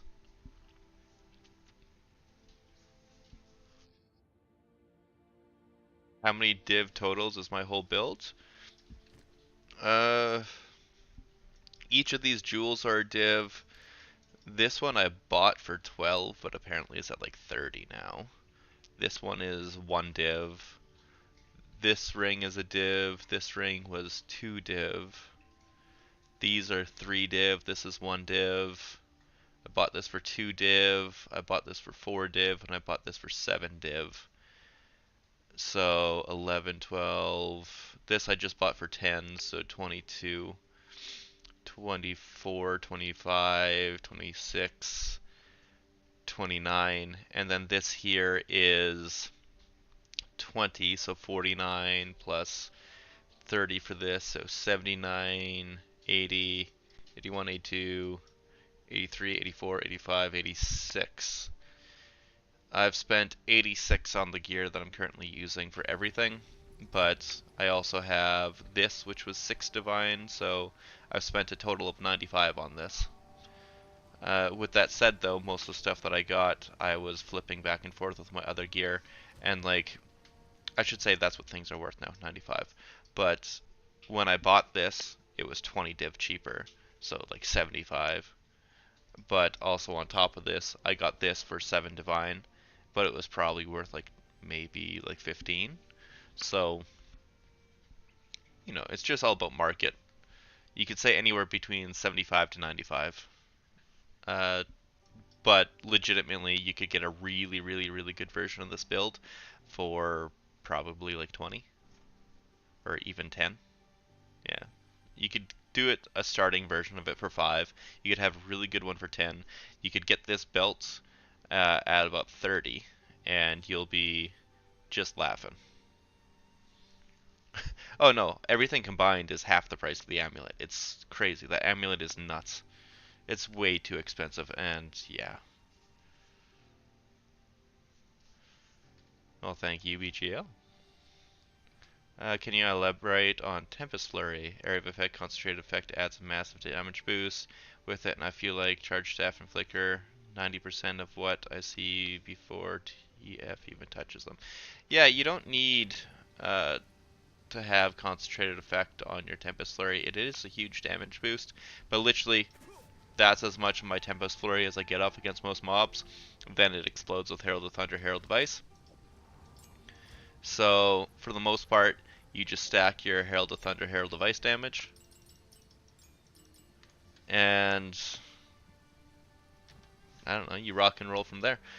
Winter prevails. As long as you have the basics, that's all you need. Cold Mastery at the end, I need that in there. I don't need any of this minion tech anymore, so I stick this here to get rid of the confusion. Yeah, so this is your mapping damage. You don't need to worry about it against bossing. And this is your bossing damage. You don't need to worry about it. And so this is kind of like a utility skill. I have it level 19.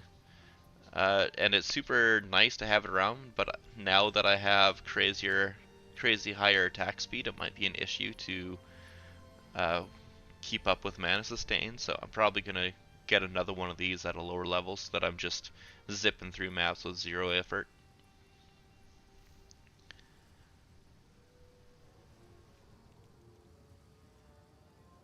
Yeah, it's a huge amount of damage, and that's why I put it on my bell. My bell is all the bossing damage. You don't need to worry about it anywhere else. This here is where you need the big damage numbers, and it's not going to say millions, it's going to say like certain thousands, but that's because it's doing per shockwave. But then also, each shockwave has a 30% more damage multiplier per elemental ailment inflicting the bell. So that's 30% more for shock, ignite, freeze, chill, electrocute. And if you got another one that I don't know of, then there you go. So it's like 150% more multiplier with all that. And you go nuts. We have Polymathy already, Tony. We slotted out. Is there a trick for searching for timeless jewels? Timeless. You're talking about uh, the heroic tragedy. These ones. You just hold on. pull up the chat here. You just kind of scroll down and find which one you want. I don't really think you can check too much, but say you only wanted to see 5817, you do min max 5817. Oh, sorry, not that one. Apparently it doesn't work. It worked in Path of Exile 1, but it doesn't work here. That's weird. But yeah, you could also filter this way if you really wanted to look for a certain number, but it looks like the best tech for searching it by just the number doesn't work anymore, and that's unfortunate. But they don't allow you search by name or anything.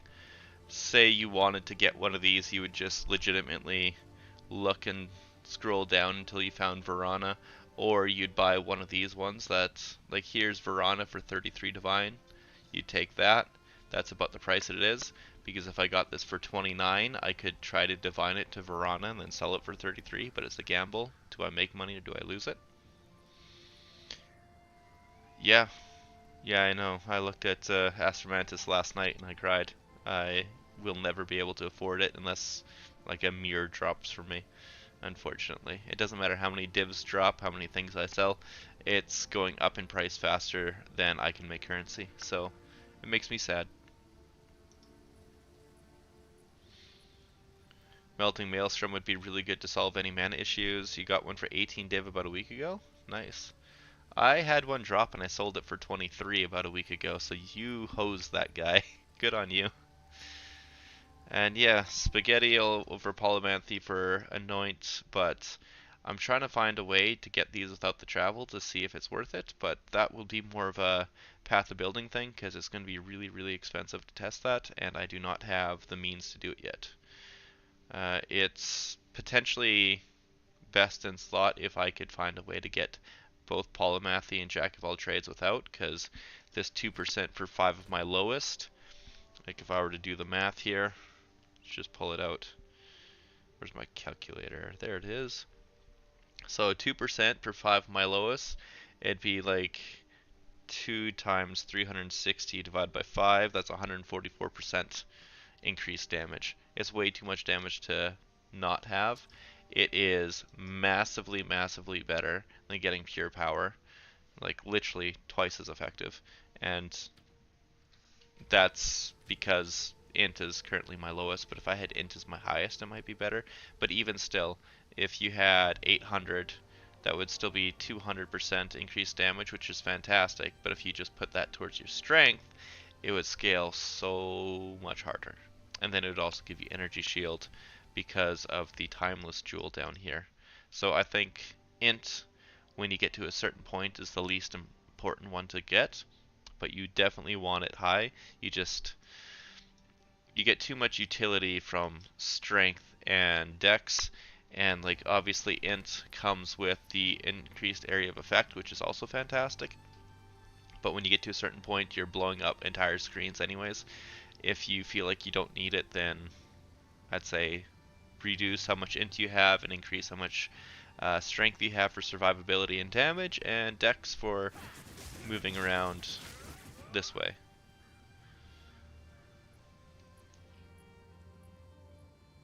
Find a way to narrow the search either. Yeah, it's weird. It should have worked that way. Really should have. How will I generate power charges after the patch? I'm probably going to go with the resonance node again, unfortunately. I don't want to, but I think that's what's going to happen. What is it? Do I need to take that off? What am I doing for content? Pinnacle. As soon as the patch comes out, I'm going to hit the copper citadels that I have prepared. I don't want to accidentally get one shot by the minion skirt, and that is something that I'm very susceptible to do, even though I'll have like 19,000 energy shield against the boss. It's just, I got one shot to him when I was at 16,000 energy shield already, so I'm just not taking the risk. I'm going to build it up and nuke it. Borrow yours? You got an Astra? I would love to, but that is asking a lot, and it wouldn't be fair to you.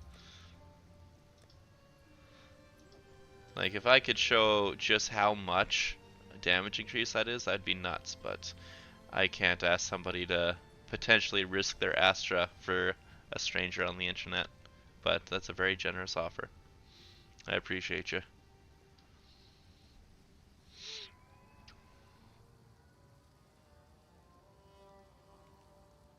You def want to play as soon as the patch drops? Almost definitely. Oh, this guy just crashed. Yeah, I'm thinking Megalomaniac Jewel. I'm also thinking From Nothing, potentially, with the, I think it's Iron Reflexes right beside it. That could do it. And because Megalomaniac doesn't seem to have anything for Polymathy, but it does have Jack of all trades. Hello. What am I doing for support skills? Martial Tempo, Primal Armaments. This here, swaps, depending on the content, but overcharge for bosses, Rage, and Inspiration.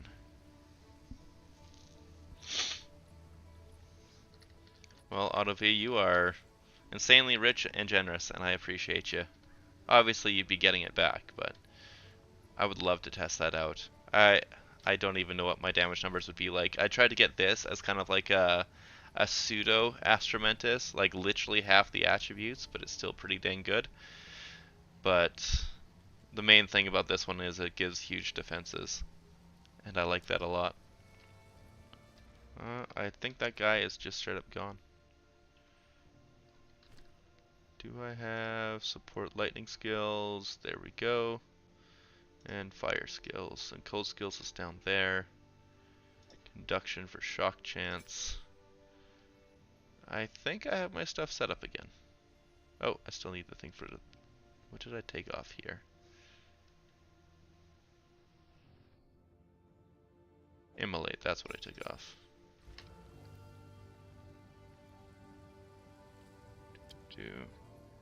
Are you crashing?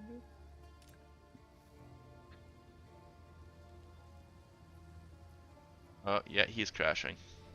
I'll just grab the thing and go to him because that's not fair to him. For whatever reason, it's instance crashing in my hideout. I don't have a budget planner for 10 div or lower, but I do have a build guide video where I showed somebody who was at 2 div. That might be able to help. Is it worth getting spaghetti? I think it is, if you have an amulet worth putting it on. If it's a really terrible amulet, then yes. If it's a really terrible amulet, don't put spaghetti on it, but you chanced it? Oh my. You lucky guy. You're the second guy who I've heard that has chanced an Instrumentus, and I am jealous of both of you.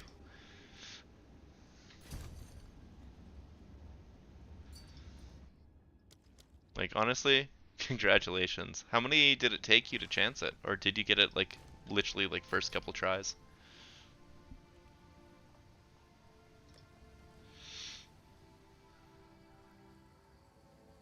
Oh, it's not worth getting it for points. Spaghetti isn't worth getting it for points because you got this node 3, 4, 5, 6, and then you get it on the 7th node, and the first 6 are all useless. It's way too many skill points that it's not worth getting.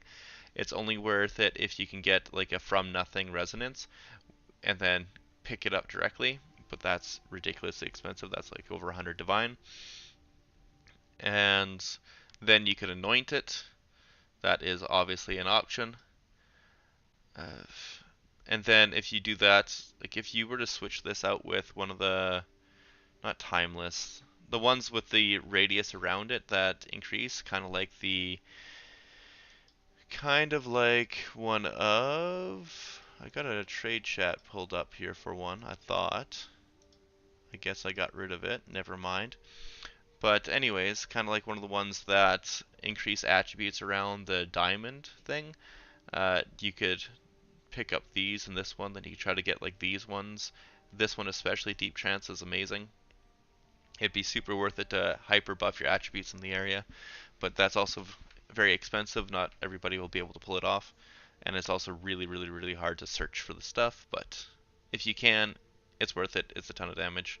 It's a ton of survivability. Attributes are king. In terms of having flat damage on rings, is having two different types other than lightning damage the way to go, especially considering Avatar Connection. The Avatar Connection, not too important with that. What's really helpful is how it works with the bell. So yeah, getting cold and fire is huge for the bell. It's how you get pretty much all your damage against bosses. It's extra more multipliers each element that you have hitting it. So yeah, if you can, definitely get cold and fire. Lightning is the most flat damage for something like Tempest Flurry, but cold and fire, just one of each, will massively, massively increase your damage against bosses. Excuse me. And then flat could do something like helping with stuns or armor break if you want to go that tech, but I do not have flat physical. You're using overwhelming strike and an anoint. It is a good anoint. It's a very good anoint. I literally had it for all my play time except for like just last night I swapped over. I don't notice the negative light radius at all. I literally don't notice it. There is a thing in Sanctum that gives you like minus 90 or 95% light radius. You don't notice it at all. You have 0 hours in PoE 1 and I was streaming it to your guild with only 9. That's what you picked up. That is nuts. That's nuts. Holy crap. I have probably done about 90 orbs of chance orbs, and I've only ever hit one singular unique, and I did it on a sapphire ring, and I was very happy until it was Whispers of the Brotherhood. So, you are crazy lucky. Crazy, crazy lucky.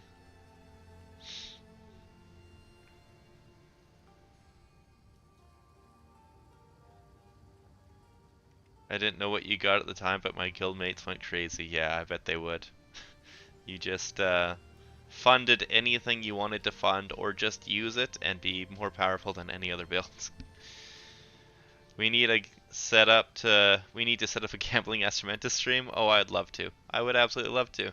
I need to get some chance orbs and I need to get a lot of stellar amulets, but I would absolutely love to. I'd get like probably 2 tabs worth, but apparently like a tab of it plus the orbs of chance is like 50 divine now because everybody wants to gamble it. Oh, it's so much. It's so, so, so much. If I were to do any bit of crowdfunding, I think that would be the one. Because I cannot afford to do that level of gambling, but man, would I love it. It would be funny. And I would feel so bad if I didn't get anything, because it would be like, it'd be like cheating you guys out of hitting the jackpot. Alrighty, I don't need any of these. Really well for that. Yeah, I think the Gemling version is even more expensive than the Monk version, unfortunately. But uh, it can technically scale some things harder on paper, but Monk has one massive advantage, and it's that it ignores elemental resistances. And bosses in this game have like 100% elemental resist, so even if you penetrate, you're still hitting that maximum 75. So that's where the Gemling unfortunately has weaknesses. And the monk, I think, is also easier to gear because Lead Me Through Grace means you're just going to have Crazy Spirit. It means you're less likely to use something like Warrior because it messes you up, but it's also got pathing to crit, and crit is so very strong for this, whereas the Gemling needs to use this one here, the lucky non-critical lightning damage. And then it also needs to come all the way from here down and around and coming all the way to Mind Over Matter. It's even more skill point intensive and travel intensive than this build. And this one here I already feel might be a little harsh with how much travel there is, but yeah. You're gonna put in 20 different gambling? That's insane. Holy crap, Bethesda, thank you. No more minion pact on Flurry. Yeah, it's rising so fast. The Astramantis, it's rising so, so fast. Right now I'm looking to see if I can find a third citadel in the area because I got these two already. I really am tempted to do it right now, but If I do, I'm quite certain I'm just gonna get popped by the skirt. I'm pretty sure I don't have any way to get power charges. Oh, no, I do. I got it on here. Okay, so I can still do this for the time being.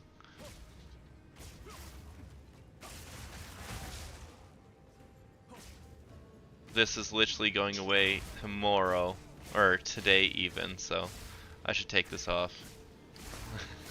I really should take this off. Oopsie. You guys are stellar. Oh, hey Beverly.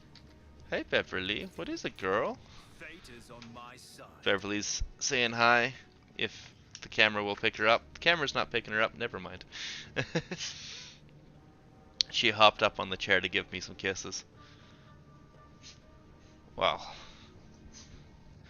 I don't know why you guys are trying to fund me a gambling stream, but I appreciate you very much. You guys are stellar. I will have to definitely go pick up a lot of stellar amulets and make good on my word if you guys did that. And I will match whatever I can to put towards it.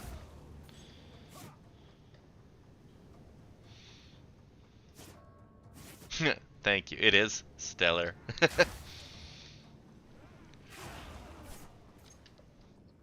Puns. The highest class of humor. So very British.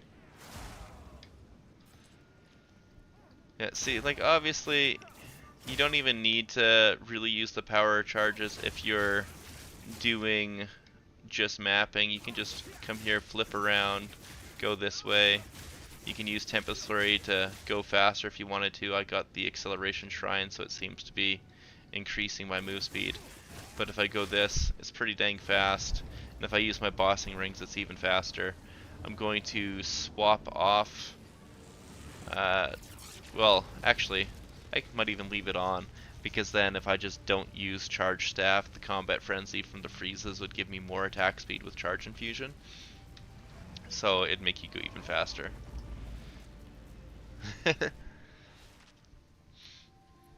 No more Minion Pact, because GGG, I guess, thought it was a bug, and got rid of getting power charges.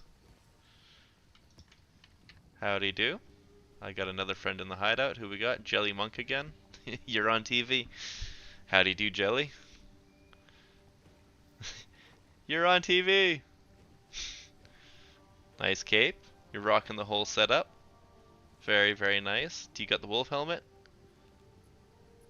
Oh, it looks like the wolf helmet. Let's see here. Let's get close. Yeah, that's the wolf. The guy here is definitely a supporter of GGG Early Access. I personally like the pelt. The pelt makes it look extra fancy. But the cape definitely works too. It's got the good dodge roll tech. I don't have the good dodge rolls like you do. But yeah, this is the good stuff. My helmet I got from a mystery box in Path of Exile 1, and apparently it's not even available anymore right now.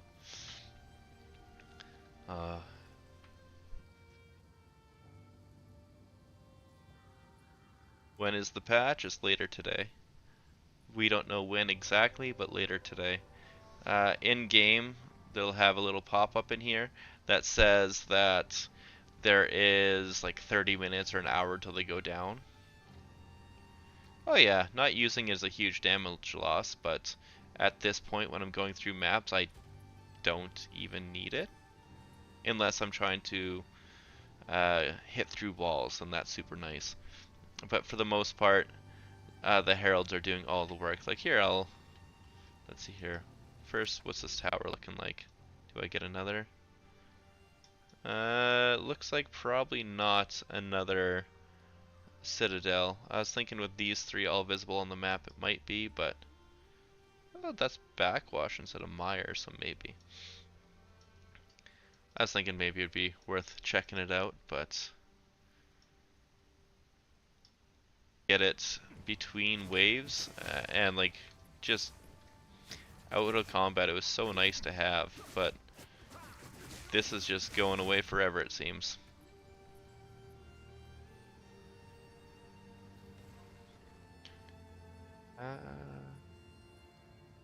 So I gotta go through all these notes. You guys are talking pretty quick. Uh, Going through Ice Strike. Would you go the same support gems as Tempest Flurry? Yeah, 1-for-1 copy and paste. They work great for Ice Strike. Best thing in the update is the bigger zoom out for Atlas. I would say also on top of that is not having to do the same tower over and over again. That is incredible. I love those little bits of upgrades. I don't know why I have a tier 12 map, but we're doing it. Hold on. We're doing it on this one because it's literally useless.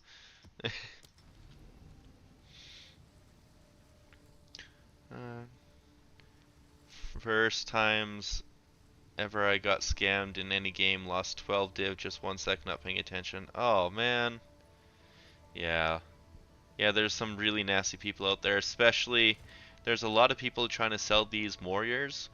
They link one with the increased attributes and usually with like the all elemental resistances, and they'll mass invite people, and then the one that they put in trade is like increased mana and something else useless, and if you're not paying attention you just lose it. Like they put in really... Sound is laggy? Sound is lagging. When did that start?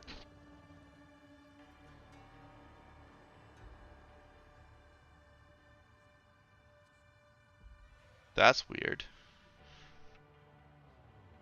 Was it doing it this whole time, or did it just start?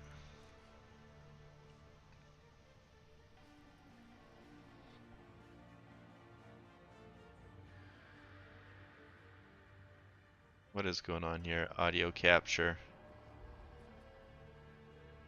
Well, hopefully it fixes. I'm not too sure what happened there, but yeah. Maybe regional? Well, I hope it's fixed it afterwards. Weird. I hope nothing is messing up on my end, No but escape.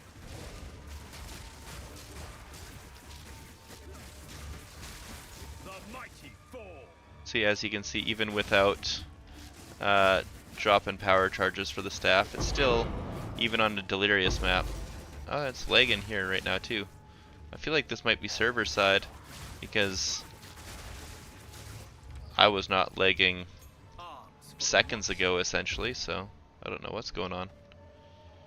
I'm on a lower end map, that's why. Open stream and it's fixed. Yeah, I'm not too sure what's going on. Why would it be lagging? That's super weird. It didn't change any settings. My computer doesn't seem to be crashing. I don't know. I'm unable. If it keeps being a problem, be sure let me know. Maybe I'll have to restart the stream. I don't know, but definitely prefer not to have a bad stream for you guys. I want to be of the utmost quality.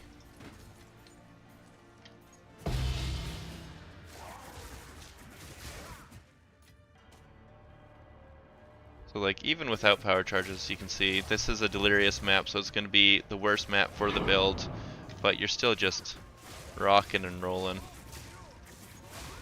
And if you went ahead and had a lower level Tempest Flurry gem, then you wouldn't need to worry about anything. You would just hold it down and have no mana issues at all. Fury unleashed. So like,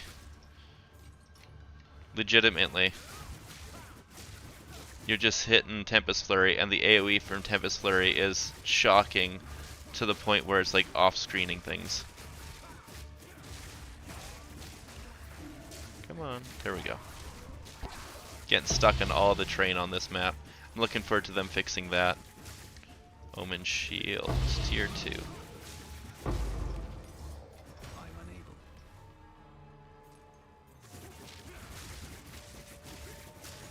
This is the lowest level map I've done in like probably 200 hours. But you know what? It's Delirious, so it's worth it. Like, look at all these splinters I'm getting. I'm already at 18.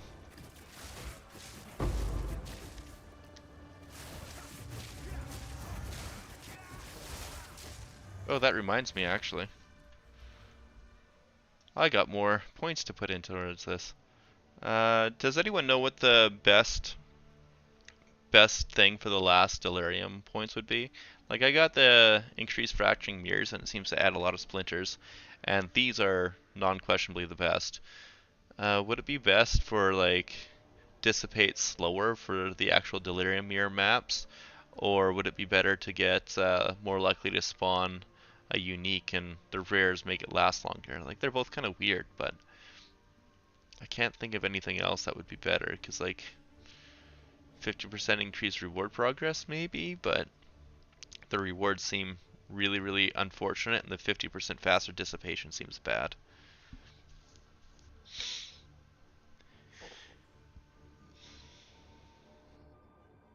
Jung Drone, the server limit tester. That makes sense. Ernie, what are you struggling with? How's it hurting you?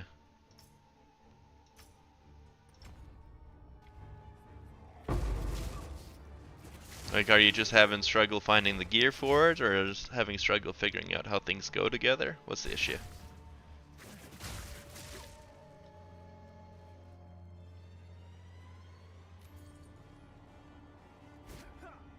Getting gear to fix your attributes? Oh, that should be too difficult. The hardest part is going to be finding stuff to balance your resistances with having attributes on it as well. But if you can find any gear with like 20 more attributes on it, it's going to do some serious work for you. And if they're in the 20s, they sell pretty cheap, honestly. Everybody's wanting the tippy top because you're a stacker, but if you're wanting entry level gear, you can get it on a budget and a bargain. Right now I'm showing that you don't need power charges for basic mapping. If you wanted it, you could do it this way. It's unfortunate that they got rid of the power charge tech that I was using, but probably doing this with resonance, but if you do this with resonance, you're going to be losing out on getting the attack speed, which is pretty dang nice, obviously.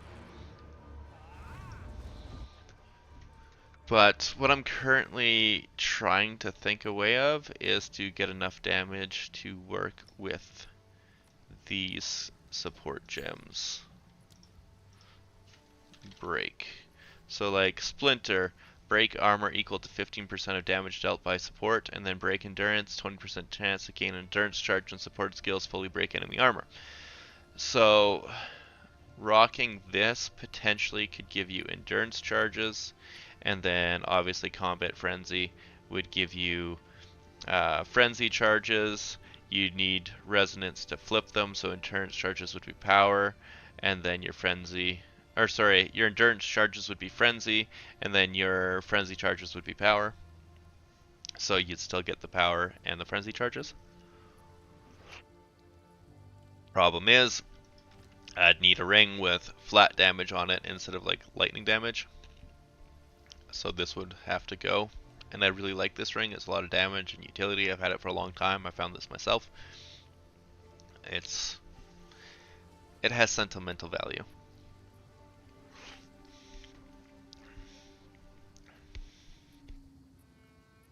My points are fine if I'm just distilling and not farming Delhi. Well, I'm also, whenever I come here, trying to hit the mirrors when I can. Like I got a mirror here and a mirror here. Augury is unfortunate, but I mean, at least you get it. But when it comes to those flat maps, getting like 24 splinters for a tier 13 map with 0 difficulty, Yes. it's pretty good. Unfortunate looking boots, that could have been really good. Same with that amulet. Go. Yeah, thanks to just doing those random maps, I'm farming up shards pretty quick. I never used to farm shards that fast. How to get... have wasted so many defines fixing res and it's hurting my damage. Well, you're also going to have so much damage that you don't need to worry about it. So as long as you fix your res, that's number one.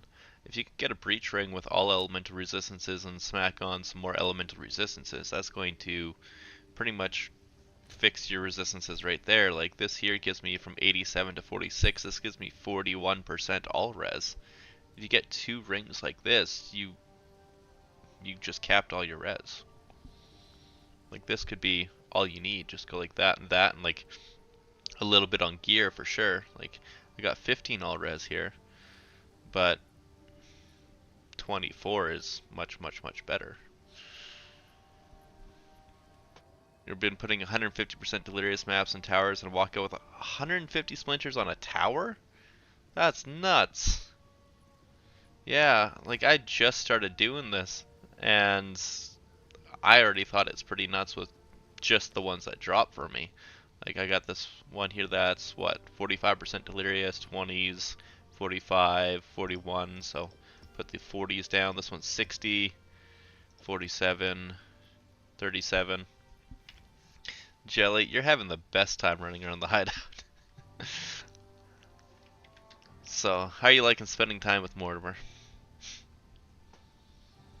Let's see here. The one thing I'm really looking forward to is seeing what kind of the cosmetics they have left. I know that they gave a list. I didn't look at the list, but I really want this one, Night Lotus Helmet. Not so much because of what the helmet itself looks like, but your health globe and flask to be consumed by Night Lotus vines at the final tier. And I have the final tier. That means it makes me a very pretty shade of purple. I can't wait for this. I cannot wait to get this one available. I gotta actually look at that right now that I'm talking about it. Let's see. Does Night Errant? No. How about Control Find Lotus? No, dang. I'd really hoped that potentially with the microtransactions it would have been available, but it doesn't seem to be the case. But they got some funny things here. Microtransactions, Albino Toad King Portal Effect, Cane Toad King Portal Effect. They know that these toads are the best things ever. And they're trying to tempt me with getting more. They're trying really hard to tempt me, but joke's on them. Purple's my favorite color. So, you've already got me once. You won't get me again. Let's see here. What kind of sales do they got going on? Nothing. They got no sales on right now.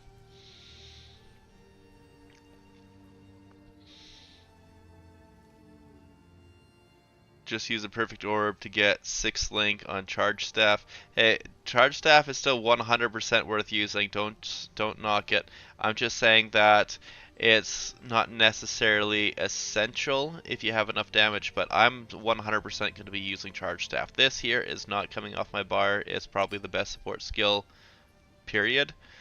And the fact that it's that good because it can hit through walls and through doorways and stuff, it helps with breaches. Like this here is an amazing skill. Don't drop it. Don't regret getting 6th link on it.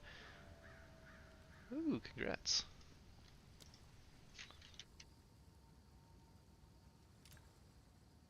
That's very nice. 5 to all Ellie res. It's small, so that means he could toss it here and anoint spaghetti.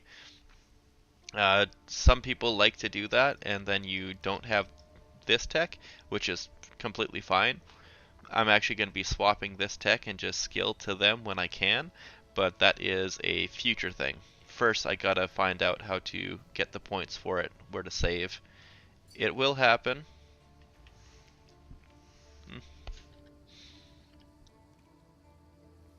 The great option.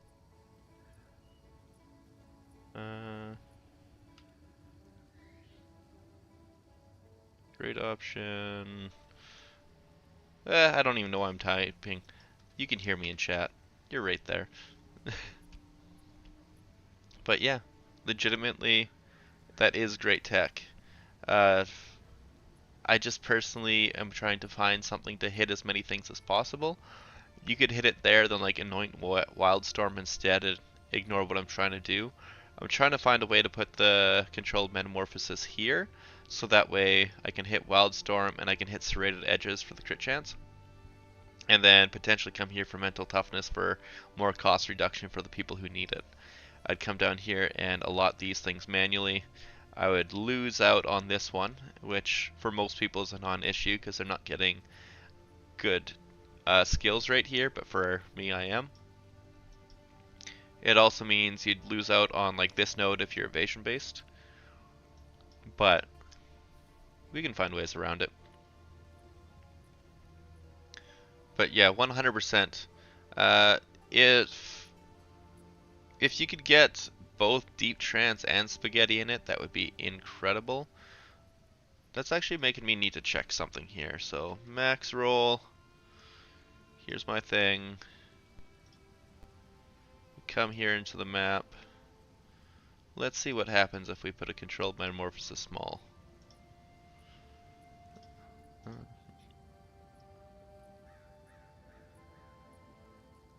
So small hits that one and this guy, but it doesn't hit deep trance, obviously. It doesn't really get anything else, which is kind of unfortunate. Like, it does get for the jugular, but if you're coming this way, you definitely come in here to get True Strike. You could anoint for the jugular.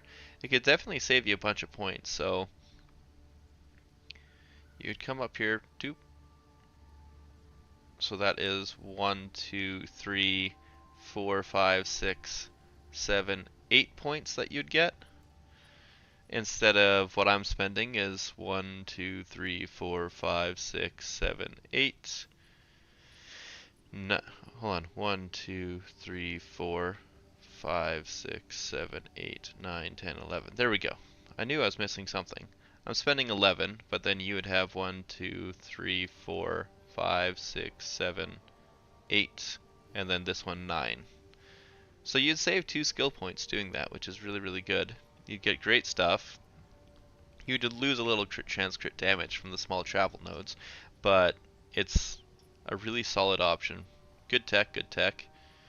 I gotta check and see what the other ones would look like here. What else would potentially hit? Very small, does still hit it, and still gets this guy. Would it be able to get both though? Let's see. Nope, I didn't mean to do that, but allocate. No. Okay, so you still can't hit this even with very small, unfortunately. If you could get both of them with very small, that would be insane. Man, it's so close too. Like, please GGG, it's hitting it. Just let us get it. But like, there's spaghetti. It's so close. Saving those 2 skill points would mean a lot, but it's still good stuff because you get the crit damage, crit chance. It's not like it's bad by any stretch. Then you'd go with the resonance here. You'd probably come up here to get the attack speed because why not? So the reason why I'm thinking this isn't the best tech is because in my mind, what I plan on doing is something kind of like this, where I go select time lost diamond,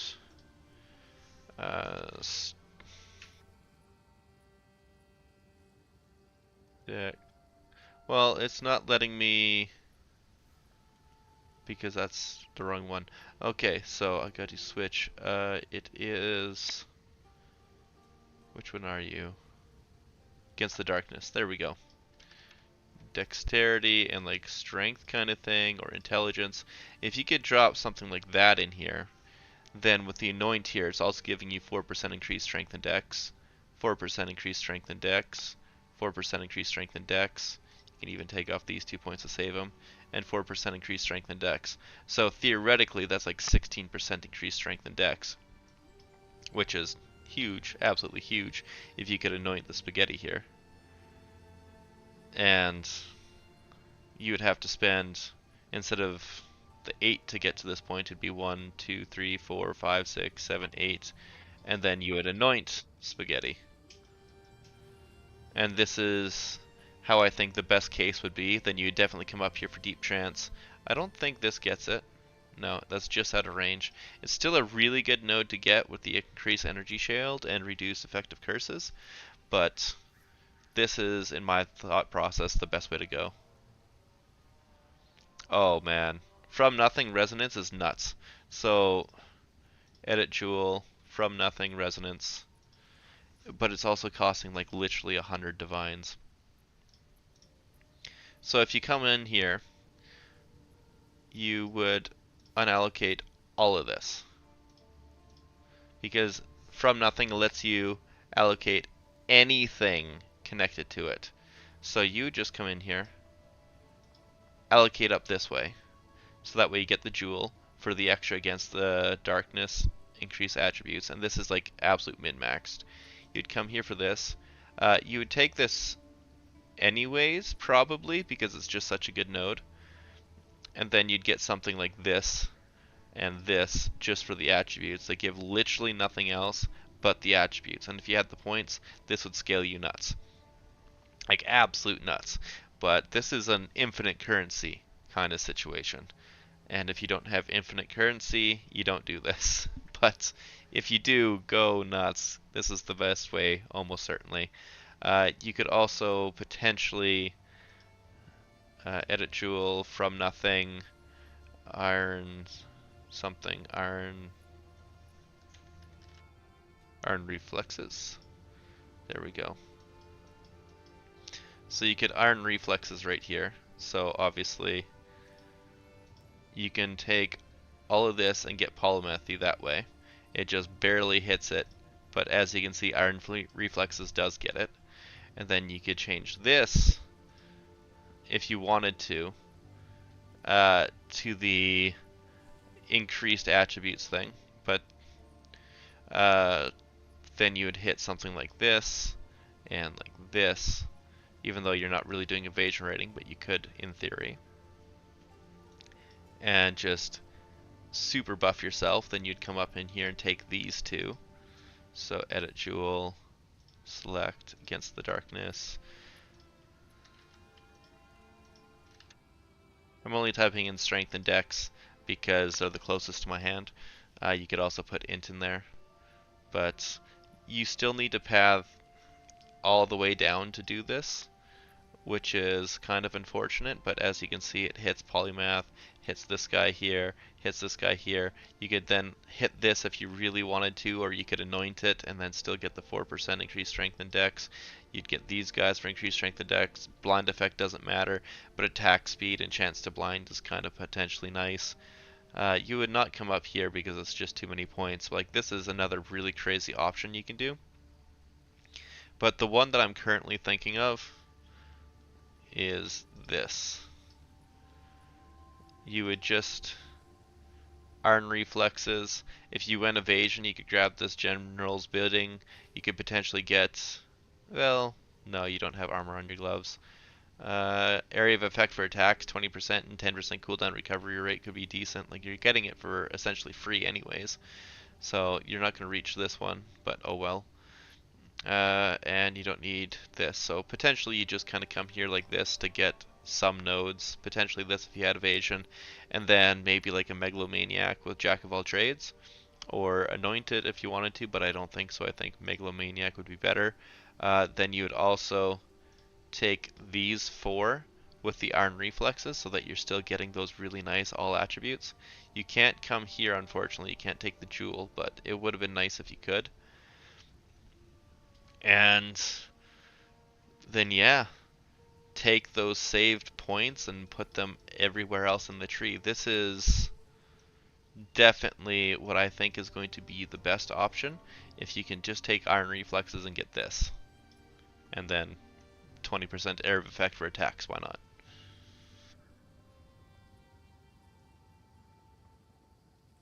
Unfortunately, there's not too many good ones, but there you go. Sneak peek into what I think is the best tech for this.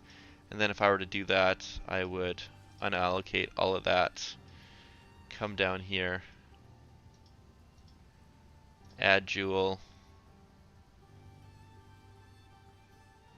controlled metamorphosis, medium large, then take wildstorm, serrated edges, mental toughness if you need it.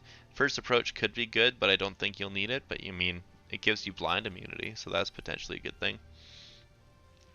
Then come down here. It doesn't matter. grab these, and you're set. You could get these for an extra jewel slot if you have the points, and if you need like a stun threshold, you got it here. If you need more crit chance, you can hit it all over the place. Like there's a lot of good stuff you can do. This is a lot of points saved. You're not missing too much, but the fact that you don't have Jack of all trades hurts your damage a lot. But yeah. Silas, if your attack speed is through the roof, you're probably having too much attack speed. Like, yeah, 100%. I'm surprised your tooltip DPS would be down. Legitimately, try to balance more towards Dex and Int and Strength at first because you're gonna have mana issues with how fast you're attacking. I hope it works for you really well. It definitely should. The damage numbers are insane. Yeah, literally all you need is staff, gloves, and belt. Oh, it would cost an arm and a leg, but this here could potentially be the best in slot. And unfortunately, you are losing 27 attributes here and Jack of all trades, but potentially very much so worth it. Oh, my game went quiet. Oh, example for spaghettification? Oh yeah.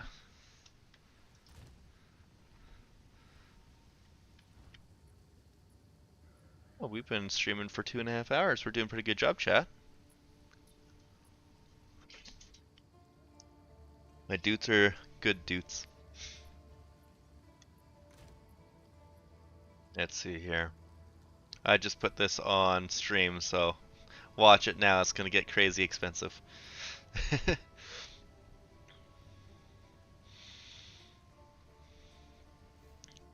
You know what? I'm gonna try buying one of these. I'm going to keep my proof of concept. I'm gonna actually try to do the proof of concept. There we go.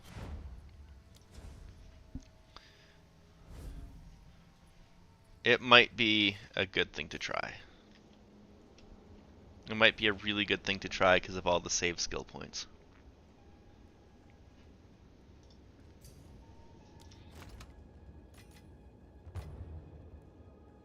Iron reflexes, perfect. Sorry, just Sorry, just bought one. Don't give up. Leave party, decline. I guess they were all very excited to sell it. I guess not many people know about Iron Reflexes tech.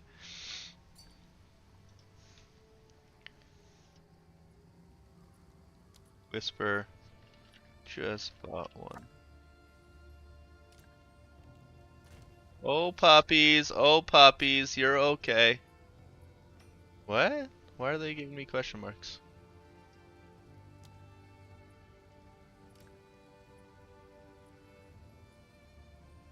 I don't know who these people are, but yeah, they seem to be upset that I didn't buy from them. Just got here. Are you changing the setup? Slock, I will definitely be trying to get a few things changed, but for number one, I'm going to try and use this if I can, and see if it makes things better. It's a 26 divine gamble, that's for sure, to see if I can save a whole ton of skill points. And if I can, that's kind of incredible. If I can't, unfortunate. We'll find out. I think I'll be able to make it work though. I think I can. Let's see here. Oh Bebs, oh girls, you're so cute, so sweet. Let's just keep looking here. Let's try to go for a big upgrade. See if this actually works. Restless Dead. What is Restless Dead? Trying to find my tech here. There's a better way to do this. There's a much better way to do this. PoE 2 DB. B. There we go. Come in here. Restless dead. It comes up with the passive. You search it up. Minions revive 20% faster. That's terrible. Then we check out the next one, Spiked Whip. Come out here, check it out. I'm gonna switch this to online in league only instead of all of them. This is damages flails. I don't think flails are a thing. Push the advance. Oh, advantage.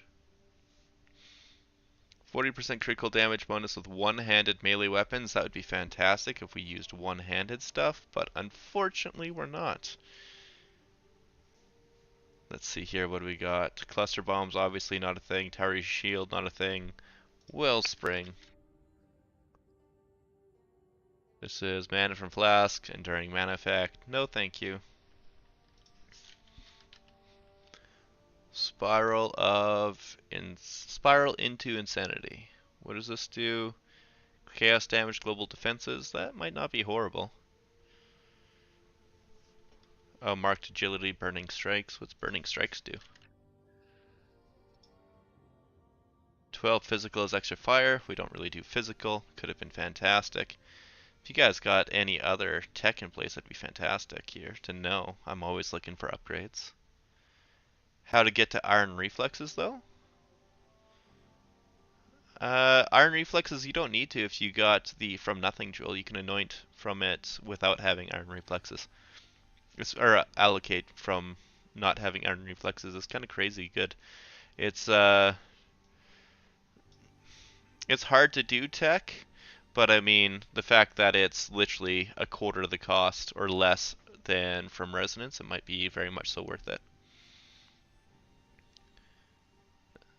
You can hear me now, Average Sue. I'm glad that you can hear me good. I don't know what was happening, why it was messing with it, but yeah, that made me sad. What was the name of the jewel that you shared again with allocating stuff near spaghetti? There's a couple. One of them is called uh, From Nothing. It needs to be around the radius of iron reflexes. So without swapping too many things over, I got too many screens going on right now. This is what it looked like. So that would be able to help you get things around resonance. But if you're wanting to get just the radius around it and not worry too much, uh, not this one here. I used for Against the Darkness, and with Against the Darkness, or sorry, not Against the Darkness. What am I talking about? Uh, Select. It is Controlled Metamorphosis. You need to get small or very small to be able to hit spaghettification. Both of them also hit for the jugular, so it's pretty good tech to use here. Small or very small, both work in the area. It's unfortunate that you wouldn't get really anything else, but you would get some good stuff. So this is Controlled Metamorphosis. It's the same jewel that I was using down here to get Falcon Technique, Proficiency, and Fiery Leadership, which it says on here, which is just wrong. It would have been Maiming Strike normally, but it's definite options.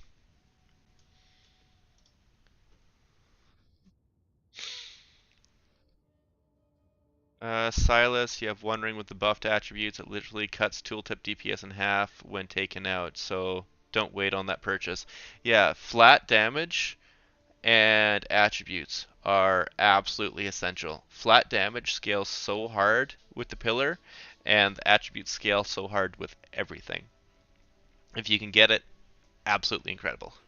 I'll be right back. I gotta let the girls outside. They're knocking to go out. I think they just want to bark, but I'll be back 30 seconds. Come on, babies. Let's go, girls. Let's go, girls. That's right. Beverly, you ate all of Uno's food? You didn't eat any of your food, but you ate your sister's? That's rude. There you go. Oh, my phone's ringing.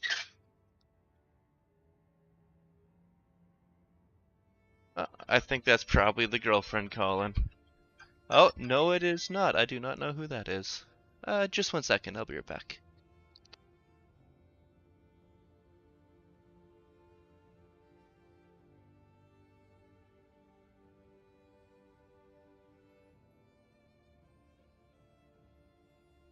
Just a scam. Don't you just love those? Hi, this is me calling you from something that you do not have service from. Here to give you a better deal on the service that you don't have. Uh, kind of going to have to change the setup because you cannot do the dodge roll attack for minion charges, but it's okay, we'll figure it out. And how do you get the charges now if you still use charge staff? I'm going to be using the I'm going to be using, why can't I think of the word right now? Resonance keystone, most likely. But I'm trying to find a way to make it work with breaking endurance charges by breaking armor. And 3500 ES is pretty low, but if you manage to get a few more passives on the tree, it will scale really hard. Like if you can get these two nodes here throughout this whole tree with all that energy shield, and you can come up here to grab this energy shield, and if you can grab this energy shield, it will pump you really hard before even needing this. I'd say try to get close to 5,000 if you can. Like I'm at 6,500 if you before this. So obviously Heroic Tragedy does nuts. It's like a third more energy shield. It's crazy. So like 3,500 will be a little bit difficult, but when you're double capping with Grim Feast, it'll help a lot. And if you have a split evasion base to go with that, so you also have evasion, it'll help so much that you don't need to worry about it too much. Like, legitimately, if you're able to do 3,500 energy shield while also having evasion, you're probably better off than me. Here.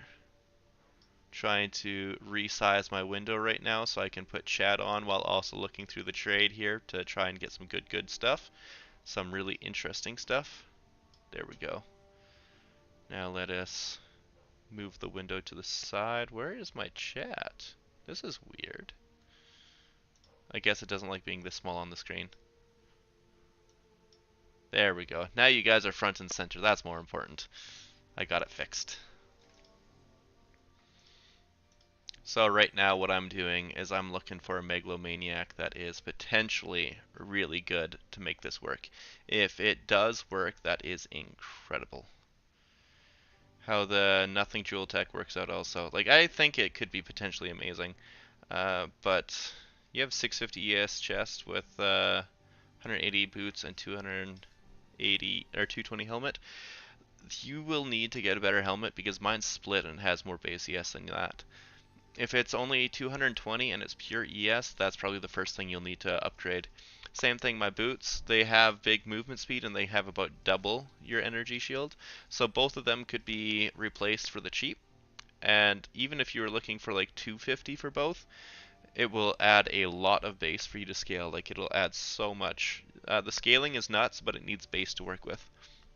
And then if you can get an amulet with good base max energy shield, it'll do more for you with low numbers, but when you start getting high numbers, percent increase maximum energy shield does the world of difference.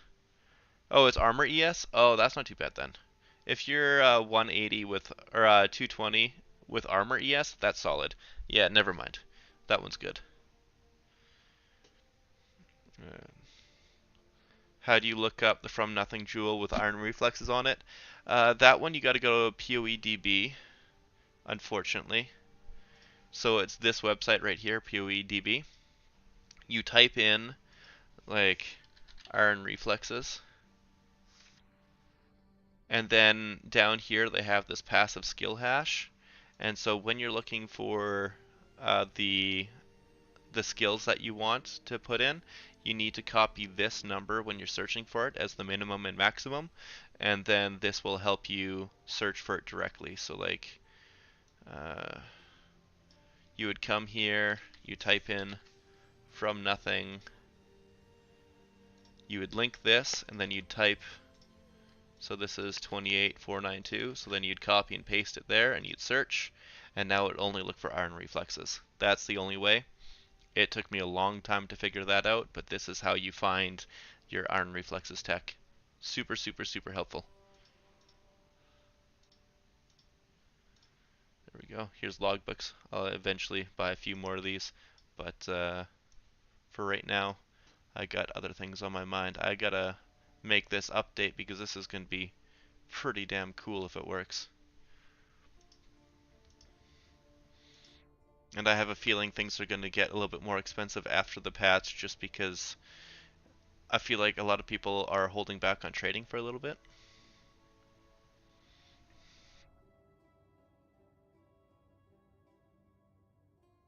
Refreshing this, go back to like the 20. Is there anything brand new? Doubtful. Let's see here, what is protraction? Skill effect duration and duration of damaging elements, that's useless. What is, oh, flurry I'm pretty sure is the hand one. Yeah, unarmed, damage with unarmed, increase area of effect while unarmed, so that one's useless. Fate, finding, reservation of herald skills, actually.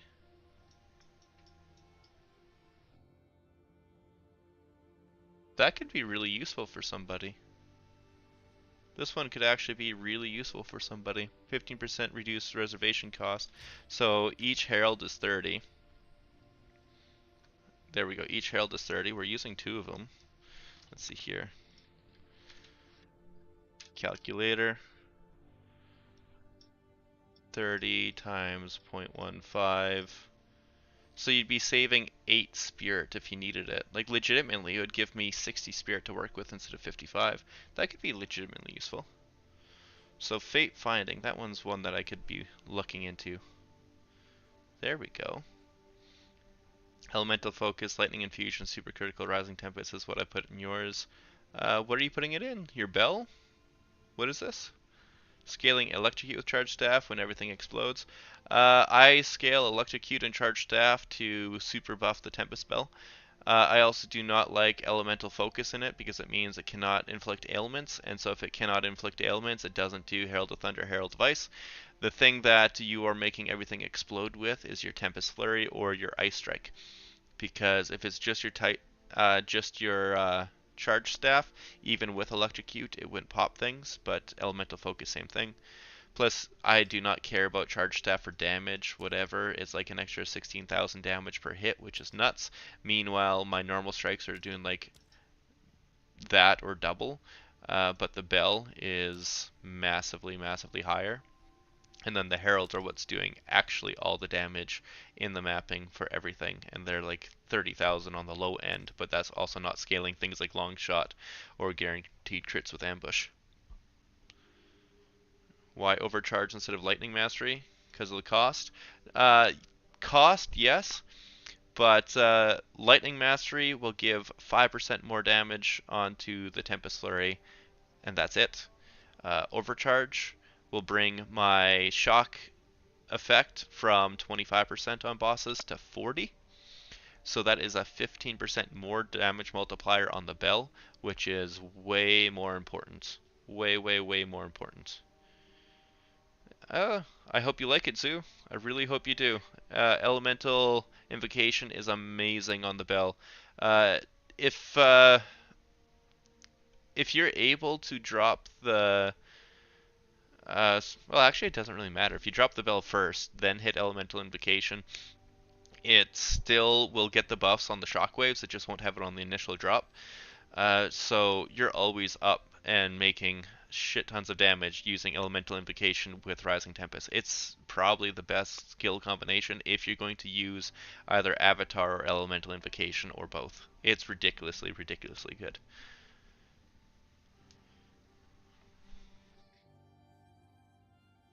Okay, where is my tab?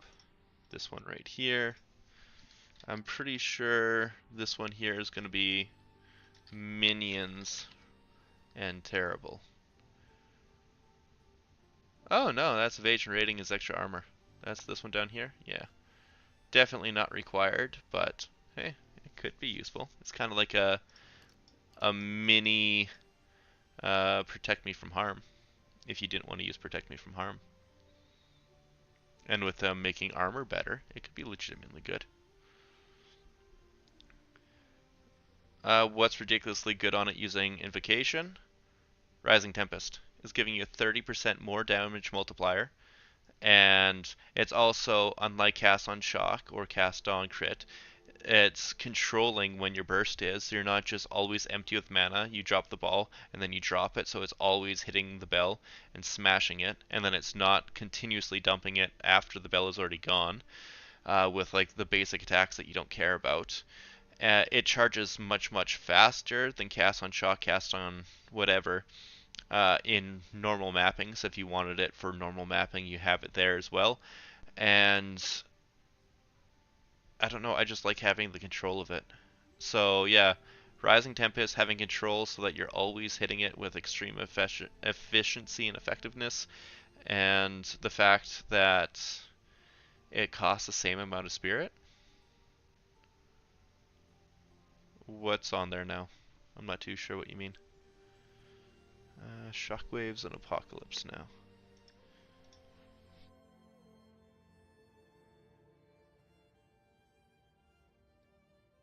Increase area of effect if you stunned an enemy with a two-handed melee weapon recently. Oh, that's kind of fun. That could be good. Except for they want 50 div for it. What the heck? Apocalypse is with Herald skills. Don't care about that. And it's for 40% reduced damage. No, thank you.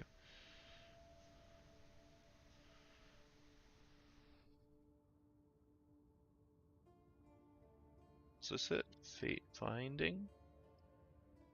Yeah, reduce cost of Herald skills. This one's probably the best one for me. There's also one with Marked Agility, which is reduce mana cost of marked skills and movement speed if you hit a marked guy recently. I am definitely trying to find a way to make Siphoning Strike work 100%. Well, Uncle Brad, yeah, Rising Tempest is on there now, but if you don't have Avatar to activate it, or if you don't have Elemental Invocation to activate it, you're only getting 12% from all the lightning skills. But since things like Avatar or Cold Fire Lightning, it gives all 36% more multiplier instead of just 12. Yeah, Cast on Crit instantly empties my mana too. It's kind of unpleasant to use. I don't like it at all. It's way too mana intensive. Uh, and I fully believe that the mana costs are too much, but that's what we're working with right now. I desperately want to be able to use Elemental Expression here with and scatter them to the winds. It's amazingly fun in theory, but in practice it does no damage because it's a spell. And also the internal cooldown kind of sucks, so it's not triggering nearly as often as you'd like. And on top of that, I know it's Cold Fire Lightning, but whatever spell cast is the one that you get, so it's not giving you all of them every time. It's only giving you like the cold or just the fire or just the lightning. So that's a possible alternative that if it ever gets better is worth using. I really want to use this, it's just not good right now. But yeah, definitely Daniel, definitely Siphoning Strike. I 100% want to try and make that work. I haven't gotten it yet because Siphoning Strike cannot shock by itself, but that is my thought process. Cast on Crit needs level 6 Tempest Fury, plus Big Fizz, plus Big Leech to work reasonably well. Yeah. Yeah, no kidding. That way you're able to still keep attacking, but then you will never have mana for your bell regardless. That's unfortunate. That's what I noticed, is that I was always running out with the bell. Definitely getting more map damage but less boss damage. So I'm glad you explained that, because it's all about the bell and the bell is all about bosses. Yes, most definitely. I'm surprised you're getting less boss damage. Is it because you're running out of mana too fast, Uncle Brad? It would have been so nice if it was like D2 Assassin skill where you shock a knight and freeze everything with that spell and a big AoE. Oh yeah, the traps? Are you talking about the traps there, GR I really liked Lightning Trap for Assassin especially. That was probably my favorite class. I was sad that it was a little bit slower than the rest, but it was so satisfying. You could just drop a trap, run forward, and just always have loot. Snoo's been working with Shocking Grass? Or, not Shocking Grasp. Shock Siphon? Currently working Shoehorn Flicker into Bonk by dropping Charge and Fusion for mapping. Yeah, that makes perfect sense. I was also even thinking maybe there's a way to drop Tempest Flurry for Flicker. Because Flicker can cast all the time, and like I noticed, you hold this down, you're attacking. With Flicker Strike, it doesn't actually do that. You hold down the attack, and let's just do it this way so I don't need to swap over all the gems. Let's put Flicker here. If I'm holding down the button, it doesn't actually cast anything, but as soon as there's an enemy, it immediately goes to them. It's pretty convenient, but I needed to find a better way to get power charges, and obviously you can't do Flicker with Resonance because it doesn't generate power charges when it goes. I tried doing it with the dodge roll and with Minion Pact and putting Minion Pact on Flicker, but then it thought it was, doing it during instead of before, so it didn't work. I'm just trying to find ways to make it feel more smooth. I know a lot of people have good ways to do it with Profane Ritual. I just really do not like Profane Ritual. Yeah, that cannot generate while using the skill kind of kills it for me. I loved Flicker Strike in Path of Exile 1. My last build was a Flicker Strike build, and yeah, it's unfortunate. Wasn't using all the electrocute element stuff on charge staff, so it was killing bell damage but making charge staff stronger in maps. Yeah. Yeah, it's huge amounts. And if you can get a single source of fire damage on a ring and cold damage on a ring, well, you probably don't need to get it on a ring for this tech, but a single source of fire damage would massively increase your bell damage. The cold damage on a ring will also increase how often your Herald of Ice and, well, how often your Herald of Thunder procs, which sets off your Herald of Ice. So I think one source of fire damage and one source of cold damage on rings is extremely important for getting the most out of the build.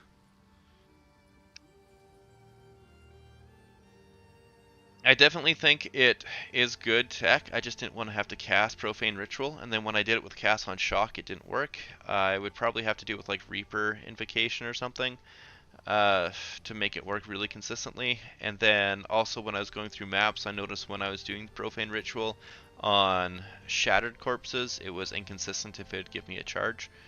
So I wasn't too sure how well it would work. And also, it wouldn't work at all for Pinnacle bosses. You can generate it at all before. You'd have to run in and hope for the best if you even could. So things like Arbiter and King of the Mist wouldn't have anything. And then also, what was the other one? So you couldn't generate on Pinnacle bosses. It's a little bit awkward in maps with the frozen exploding corpses, and didn't really work with cast on Shock. It was more of like a representification thing. I'm not too sure what the other point was, but I had another one in there somewhere. There's definitely other tech that you could go with, but let's check some of these offline ones because I don't want to spend like 20 divine to get something that is only meh. This is cut to the bone, which is increased physical damage, chance to bleed on hit, and break armor on critical hit with spells. That's weird, equal to 10% of physical damage dealt. That's kind of potentially interesting.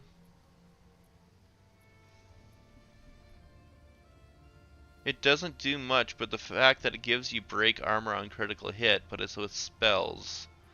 So that means it wouldn't be something like Tempest Flurry, potentially Charge Staff because it's considered a spell, but I don't think the Shockwave is considered a spell. I think this is considered an attack.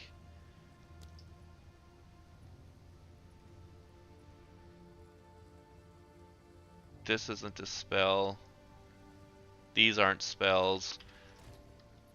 It would have to be probably with Eye of Winter, but I don't think Eye of Winter actually does any physical damage.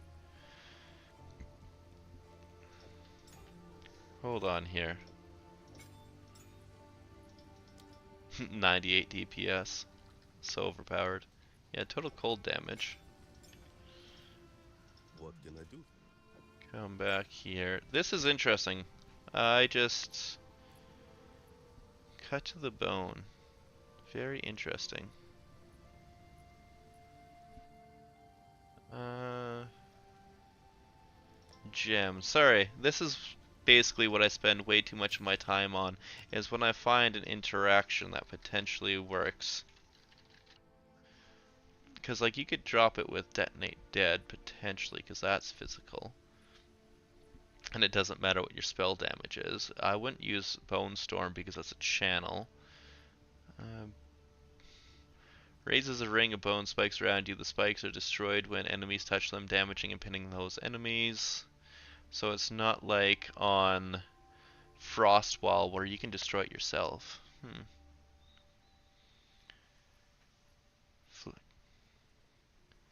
If I recall, it was called Phoenix Strike. You attack, got stacks, and erupt with a big AoE, freeze, ignite, and lightning. Oh yeah, that one was great. I forgot about that. It was like the level 30 skill. I didn't use too much of it because I went super far into the traps, but I really liked the martial arts. I just... Respecking in Diablo 2 wasn't made easy, that's for sure. But yeah, that one was super satisfying. You just go and poof, big explosion, like teleport to the mob instantly. Need to help finding a fifth support for Herald of Ice. You have Magnified Effect, Cold Mastery, Shock Siphon, Ambush. Leverage is definitely good. Leverage should work because, well, the thing is, they already shatter from the cold on Herald of Thunder, but if anything didn't shatter in the AoE it has, that's the thing that it would have, so it's probably not the most important. You said you have Shock Siphon, right? Yeah. Let's see here, what am I rocking? Oh yeah, Innervate. Innervate, 100% put Innervate in. Innervate and Ice Bite onto Herald of Thunder. You'll have these going all the time as you're popping through. It's massive amounts of damage. Like literally 35% more multiplier for having each of them on. That'll help you out too. And Conduction is on your newly 6-link Tempest Flurry. Yeah, Conduction definitely not necessary on Herald of Ice. I have it on there like this is probably better if you can find something else. I need to find something better for this. And honestly, you probably don't need Conduction on your Tempest Flurry either. I bet you're shocking every single time, even without it.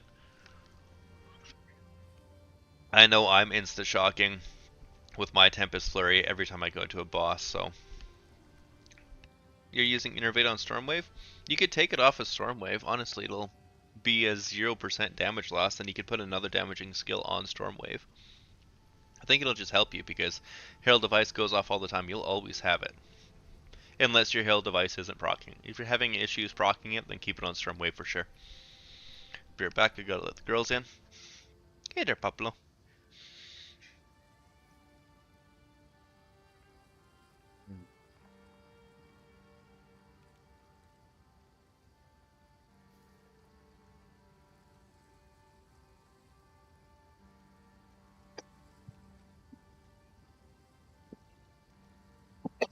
Excuse me.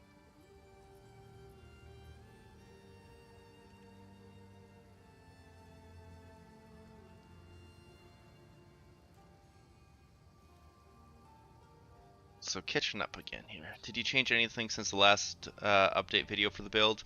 I'll have to ask Lipo. I'll definitely have to because they changed the minion tech. So Lingering Illusion won't be working after today. So that will definitely get updated, but I'll do a build video for it when I can. I'm just trying to figure out a few things. I'm trying to make a proper update.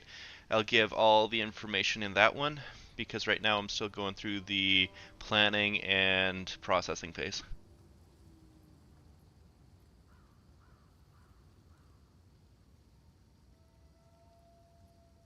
You want to move Ambush into Herald of Thunder? Most definitely. Yeah, Ambush is really good into Herald of Thunder. Herald of Ice is killing everything. The only thing you got to worry about is making sure Herald of Thunder can actually get the freezes off. And putting Longshot and Ambush into it will help you with ailment resistant maps. Like obviously, I put glaciation in there as well because I just want the overkill. I want to make sure that I could go like 150% uh, ailment resistant and have no issues. Definitely trying to find some good stuff here.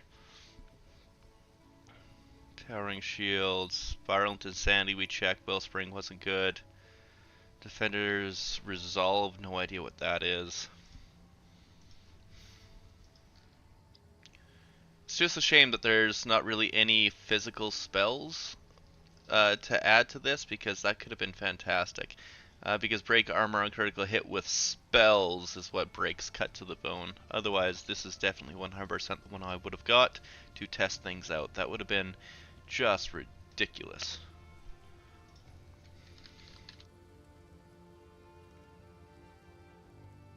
Increased duration, damaging ailments, doesn't matter. Increased skill effect duration could be nice for Avatar, but not necessary. What is erraticism? That's a weird name. I've never seen that name before. Reduce critical hit chance and cast speed if you crit recently. Heck no. That guy isn't playing, that's 18 days ago.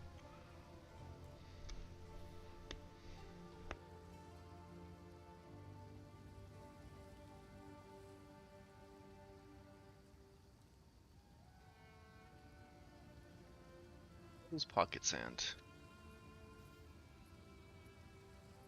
Increase blind effect. I don't think I have blind, but maybe it's worth it. And then Flurry was just unarmed attack speed. I mean, if I got it with this, Way of the Wind, dash distance with unarmed attack skills might be worth it. Yeah, you're welcome, Sue. I really hope it helps.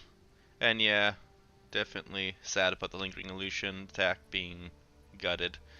Is the goal to swap to a good evasion ES chest base?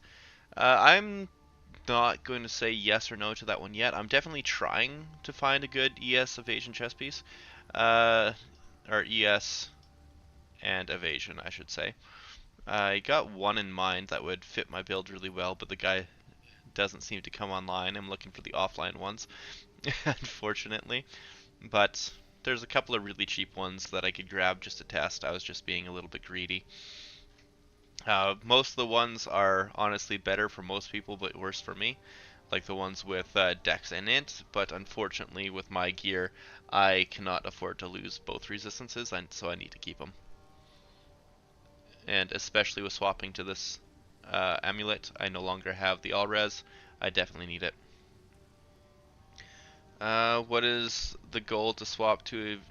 Sorry, which one of the green support gems do you think gives the most damage to Bell from charged staff? Green from Bell. The only one I'm using is close combat.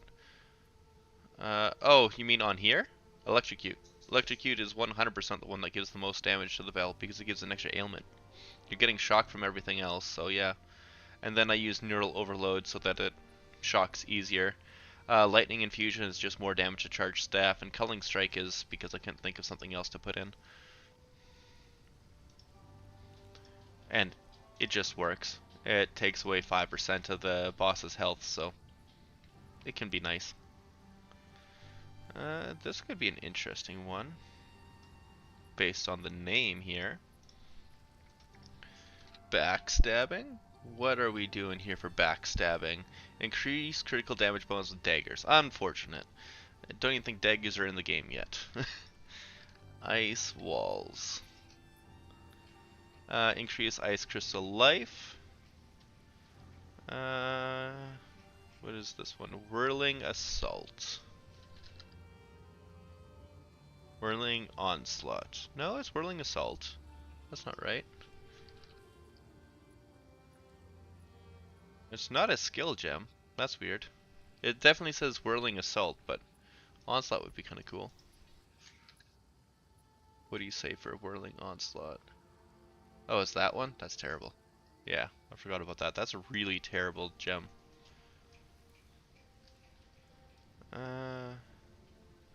This one is no longer available, but it had 3 things. After image, which is more chance of evade all. Oh, that's incredible. Giant Slayer. Damage. And this guy only wanted 35 divine for that?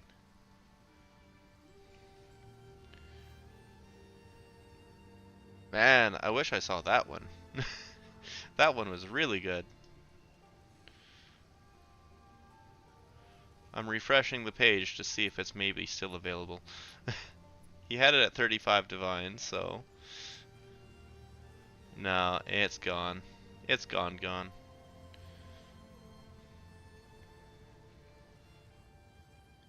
Who knows what he was going to put it at, but I would have bought that in a second.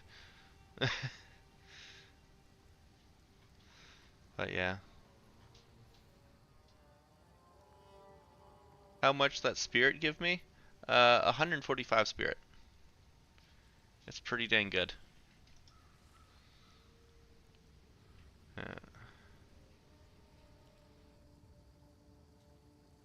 So,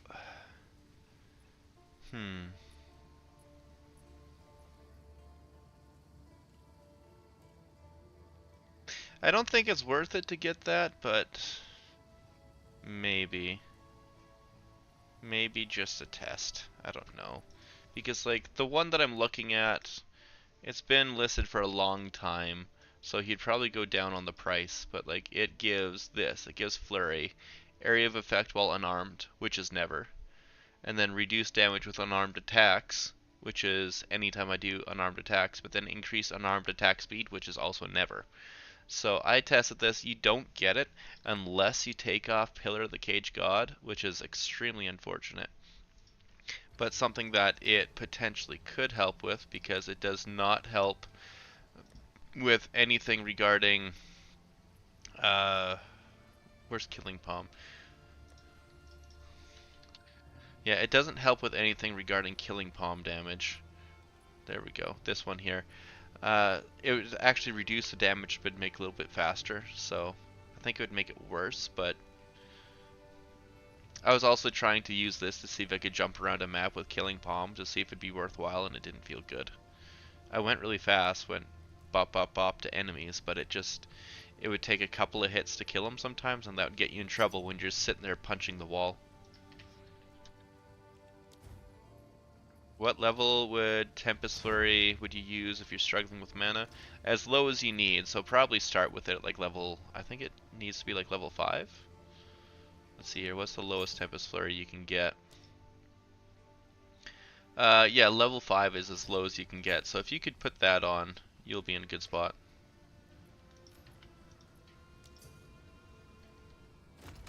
You won't have any mana issues with it at level 5.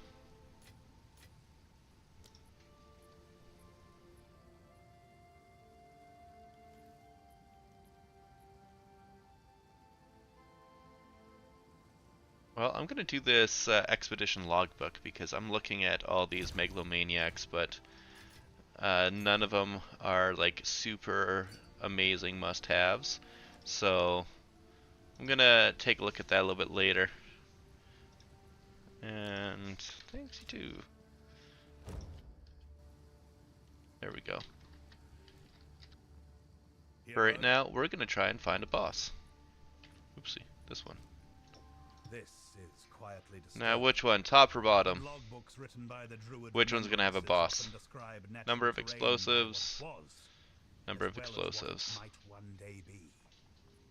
I find Somebody these pick for me. logbooks the most That way I accurate can to blame the you or landscape we see congratulate today. you if there's a boss on it. They couldn't actually see the future by looking into the past, could they? They are almost They were identical. simply experts on nature. I guess the 1% more explosives. There we go. Science shrouded in mysticism. Making a choice. Thank you, Zoo. Great minds think alike. You there, local. Come Let's here. see here. Do I owe you a drink? Where's the boss? Is there a boss? Ah, there's no boss in this one. Damn it, Zoo. Oh man, I went through one of these and I placed all the explosives of everything and didn't realize that there's a boss like sitting like right here. The price is increasing by the hour. It was about 182 nights ago, now it's about 210. Yeah, Astromentus. I feel like some person is using Astromentus as like the new iconic currency. It doesn't make any sense. Like, why is it going up so high so fast? It's all just price fixers for sure, but like, really? Come on. Monster hits are always critical. Yeah, sure. Let's get all the buffs here. None of these are hurting me at all. Sure. I don't care about life missing, I just want extra stuff. I don't want cannot be critical against them though. Let's come this way to get a few runic monsters, I guess. Hit this one for fire resistance and rarity. Immune to physical damage, oh no. Let's go this way. Physical damage, we'll blow this. We don't need blast charges, so we're gonna gain more rares. We really don't care about how much damage they deal. So, there we go. Yeah, should have chose the other one. You're 0 for 8? Oh man. Yeah, that's bad luck. I think I am 2 for 20 right now. Yeah, I got 2 and I've done about 20 of them. Immune to lightning, definitely don't want to hit that one. 1 hour notice for patch. It came up? Hell yeah, there we go. Restarting 1 hour 0 minutes. Thank you for that. Deploy the 4.1.1 update? It should be 0.1.1. Someone made a typo. Downtime 15. That's it? 15 minutes? That's surprising. Well, thank you for the heads up. That's fantastic. Oh man. So close to the patch. Come on patch. Let's do it. I will be going through figuring out tech afterwards, but for right now, like, you don't want cold damage. I know we don't do lots of cold, but being immune to cold is bad because you can't get the chains off. Enzymite runestone. I've never seen that before. That's cool. Very interesting. I've literally never seen this before. I have no idea what that does. If anybody knows, that's great. There you go, Zoo. You're off the hook. We found something I've never seen before.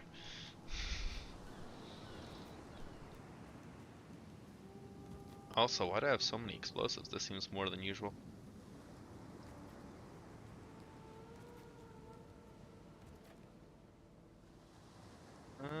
Definitely don't want them to avoid being frozen, so...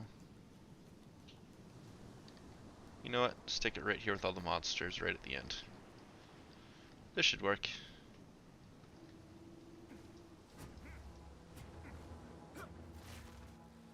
Where's the detonators? Bring me my detonators! Ooh, that's a lot of stuff. Relentless assault. Whee. So yeah, obviously I'm going to keep using Charge Staff. You don't need to worry about it because you just 6-linked it. Charge Staff is always going to be a good investment. I had 5 links in it for a while because like Tempest Flurry and Bell were just more useful at the time, but Charge Staff will always be a good investment. It's probably one of the best skills in the game right now. Your KS Orb tip? It's in the guild stash. Oh, I'll give you a Chaos Orb. You've earned a Chaos Orb, let's say that. You've definitely earned a Chaos Orb.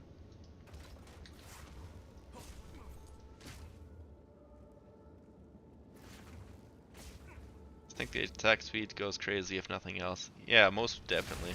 The attack speed is nuts right now. And this is using both charge tech right now, which I am very sad that it is changing. Not necessarily going away, but definitely changing.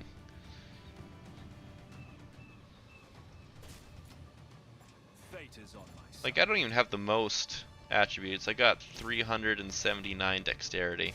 I could definitely get it higher. A lot of people have higher dex than me. I could focus into it a lot more, but I'm just kind of doing whatever. And yeah, it scales nuts. It scales absolutely nuts. Fury unleashed. So yeah, 55 minutes. There we go. We got a little bit of time. Ooh, a blue stellar amulet.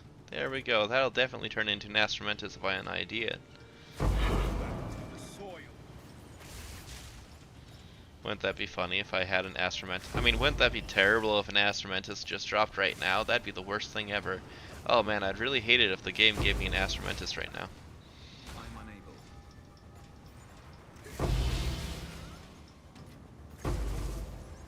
Okay, so what was that over there? I didn't notice anything happen.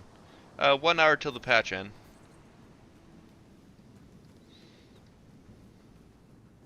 It was right here, but no idea what happened. Okay, so this is attack speed holding it down. Hold on. Let's see here. Get the staff charged. So this is tapping as fast as I can. And this is attack speed holding it down. So I guess technically if you were a serial tapper, you could still attack just as fast. No kidding. If it rolled it back after dropping Astra, I think I might cry. I'd share them the video and be like, look what you did. Look what you did, please. Please, GGG. Speak. You know what? I should do that anyways, but it should just be like a Microsoft Paint picture of an Astromentus amulet just being like drug over into my inventory. Be like, look what you did. It was Astromentus. Ooh, 21 to intelligence. Not bad. Craft. Craft. So this isn't good. Oh, I hit 13 all attributes. It's not as high as it can go because obviously 21. But the fact that it hits something is nice. It's worth 10 exalt. Just put it in there. 10 exalt. I'll be happy if anybody even looks at it. They don't need to buy it, they just need to look at it. You switch to my build and you've only got Ho and the staff right now and it's doing its job for now. That's fantastic. I'm happy it works for you. There you go. That's the attributes. That's my mapping stuff right now. Pretty well balanced. I brought dexterity up to 375 because 75 is a breakpoint for the 15 and 25. The next one would be 90 and it's not good. 400 wouldn't be good. So the next one after that would be probably like 450 would be the next one that hits all of them. So 375 is a good breakpoint to hit for dex. Brought my attack speed up pretty big. When I use my bossing setup though, I toss on my bossing rings, and then it keeps around that 375 dex, but then my strength and int go through the roof. It's pretty solid. You don't need to have that kind of level of synergy with your stuff, but I just happen to. But as you can see, with basically just a little bit of flat damage and adding attributes, my damage on my bell goes from like 39,000 to 58,000 per hit. That's insane. Yeah. Get the attributes, it's nuts. If you did use Astromentus, I think less people would watch you. We're all in a phase of poorness. That is very, very, very true. My setup right now pretty much only has this and the belt that's expensive. Everything else is like a couple of divine or less. Uh, I would show budget versions and then the expensive version, but yeah. I hope you guys would still enjoy to see how the build progresses, because this is obviously me trying to put something together that's attainable, and I mean, I'm just an average dude, so I'm not super big time. I'm not getting crowdfunding. I'm not buying anything, no RMT or anything like that, so this is just if you have no life and you play the game, this is what you can do. Think, yeah. Let's see here, what else can possibly work?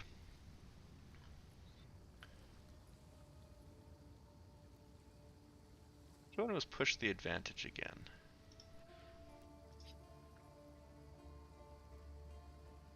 Critical damage one-handed. Yeah, that was so close to being good. If it's just critical hit damage, that'd be nuts. Well, I really hope you can progress with me. I want to give step by step every bit along the way because like this is definitely a progression. This is attainable everything. I don't want to price anybody out. Like I know some of the things I talk about, and then for some reason they get more expensive because I guess you guys are kind of crazy and buy everything, which is wonderful that you have that much faith in me. But I'm also glad that with proof of concept, it actually works out and helps you guys. Your charge staff isn't working, Matthias. Uh, what do you mean?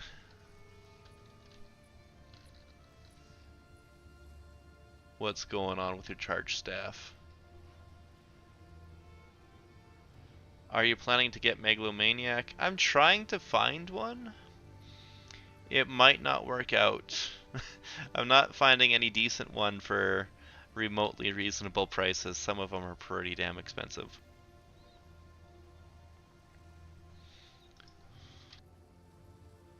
I think this is the one that is like a little bit of reservation cost. Yeah.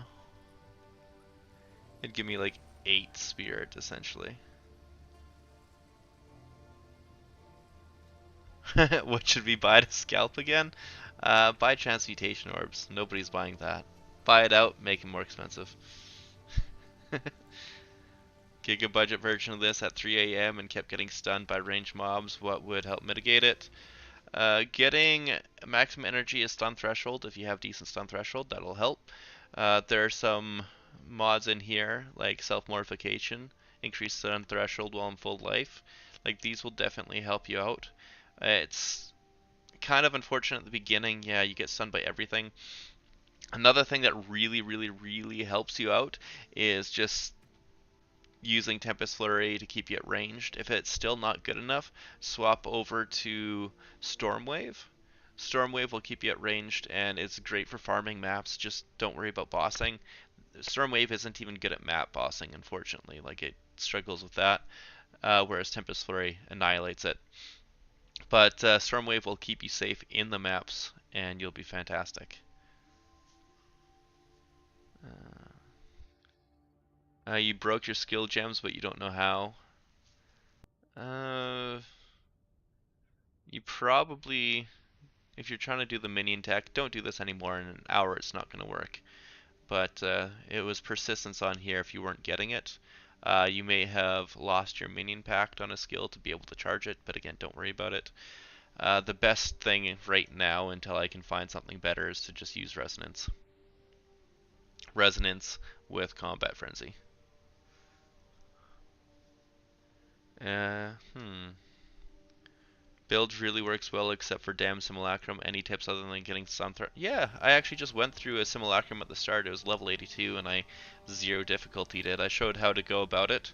The number one thing for it is you come here with your Tempest Bell, you take off Concentrated Effect because you don't need the damage, and the AoE kind of wrecks you. And then you put on Magnified Effect. You put this on to Tempest Bell. You take off Herald Device entirely because it doesn't work. And then I put Innervate onto the bell, and I put Shock Siphon onto the bell. And I replaced Rising Tempest, Immolate, and Concentrated Effect for those 3. Once you have those, then you replace Herald Device with Cleric, like Skeletal Clerics, give them some health and some resistances, and that's it. Like literally all I put on was 1 Lesser Jeweler Orb. I put 0 investment onto this. I mean, granted I put 4 Gem Cutters to give them a little more life, but also look how many I have. They just keep dropping. And they take a lot of aggro. And then the bell gets massive AoE. It's like a third of the screen. And so then the invulnerable Simulacrum enemies no longer just charge you and wreck you while they're still untargetable. And then you blow them up with the bell and just keep going nuts. I hope that helps you, Metamorph. That is what I did. You can probably check it out when this is posted afterwards. It'll auto-post, so it's literally the first 10 minutes of the video I went into Simulacrum. There's a lot of answering questions like this, so you might need to skip around a bit, but you'll see the tech really works with minions on there. And then also, I put Minion Pact onto Tempest Flurry over instead of overcharge because it's 40% more damage when you're taking the life from the minions, which is all the time.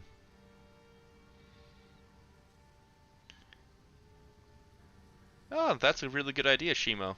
Thank you. That's a really, really good idea. I'll I'll try to cut out the bit of the stream here where I did it, because honestly I kind of did a guide to it in this video, but legitimately that's a great idea.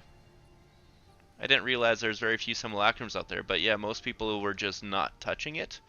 So yeah, thank you. That's a good idea. Yes, exactly. You got it, Metamorph. It helps you so much. Like, I did level 82 and I didn't even get hit really on that last wave. And you just drop the bell all the time, keep popping it, and when the bosses come, drop the bell between them, take them both out before they even hit you. It's not much of a problem if you have the clerics to take the attention away from you.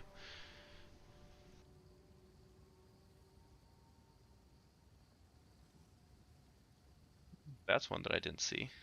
What does pile on do?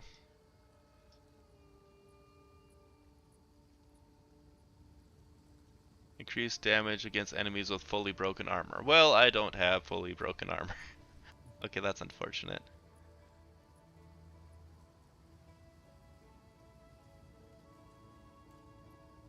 Shockwaves.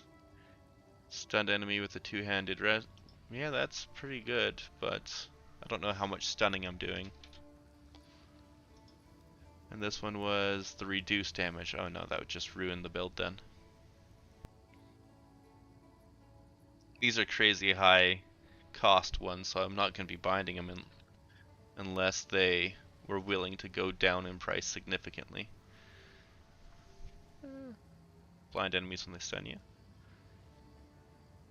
Hello, Zambrosini. Yeah, we definitely talked about it. Unfortunately, we're going to go back to it, potentially. After the patch goes out, I'll do some testing to see if I can make something like Shock Siphon work. But for right now, yeah, definitely the unfortunate bit is the minion tech is gone.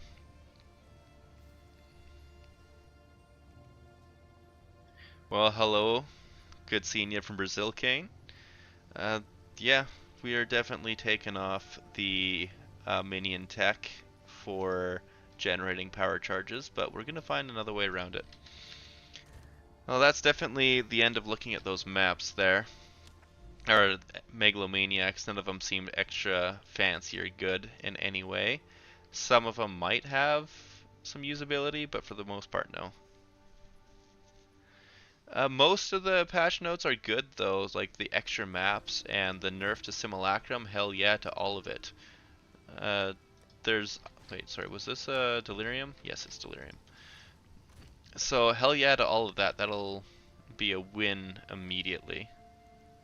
Oh, I can't use this one. That is for getting big, um,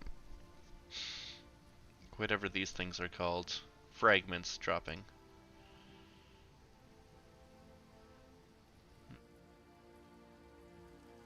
Rare or quantity. I got no quant maps. Okay then. Let's just hit this and this. Get my white maps rolled a little bit.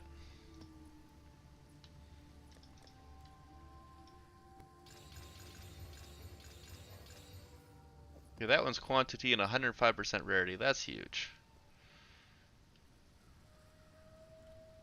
Very nice. And then 79% rarity. I like those ones. Those ones are good. Now time to make them worse. Probably. It didn't corrupt, or it didn't brick. That one did though. So, there we go. I got this one nice one here. 105%. I'll use this bricked one though. And there we go. A bunch of other bricked maps. Did any of these turn into rarity or quant? Nope. Very unfortunate. This one's 340, but whatever. I'm not even too sure what to do with most of my really terrible corrupted maps. Like these ones. You know what? 35% increase experience gain. That's got to be worth something for this. It'll even steal my charges, so what a perfect way to kick off the patch. 40 minutes. Well, let's get her done. All the changes are super good. Super. Okay. Ooh, there's a lot. Okay, sorry, I gotta catch up on the messages here. My bad, I was looking away. Read the patch notes, kind of bummed. Super nice for bossing map start. I see, nice. You're welcome. You're very welcome, Kane. Happy to have given a little bit of insight.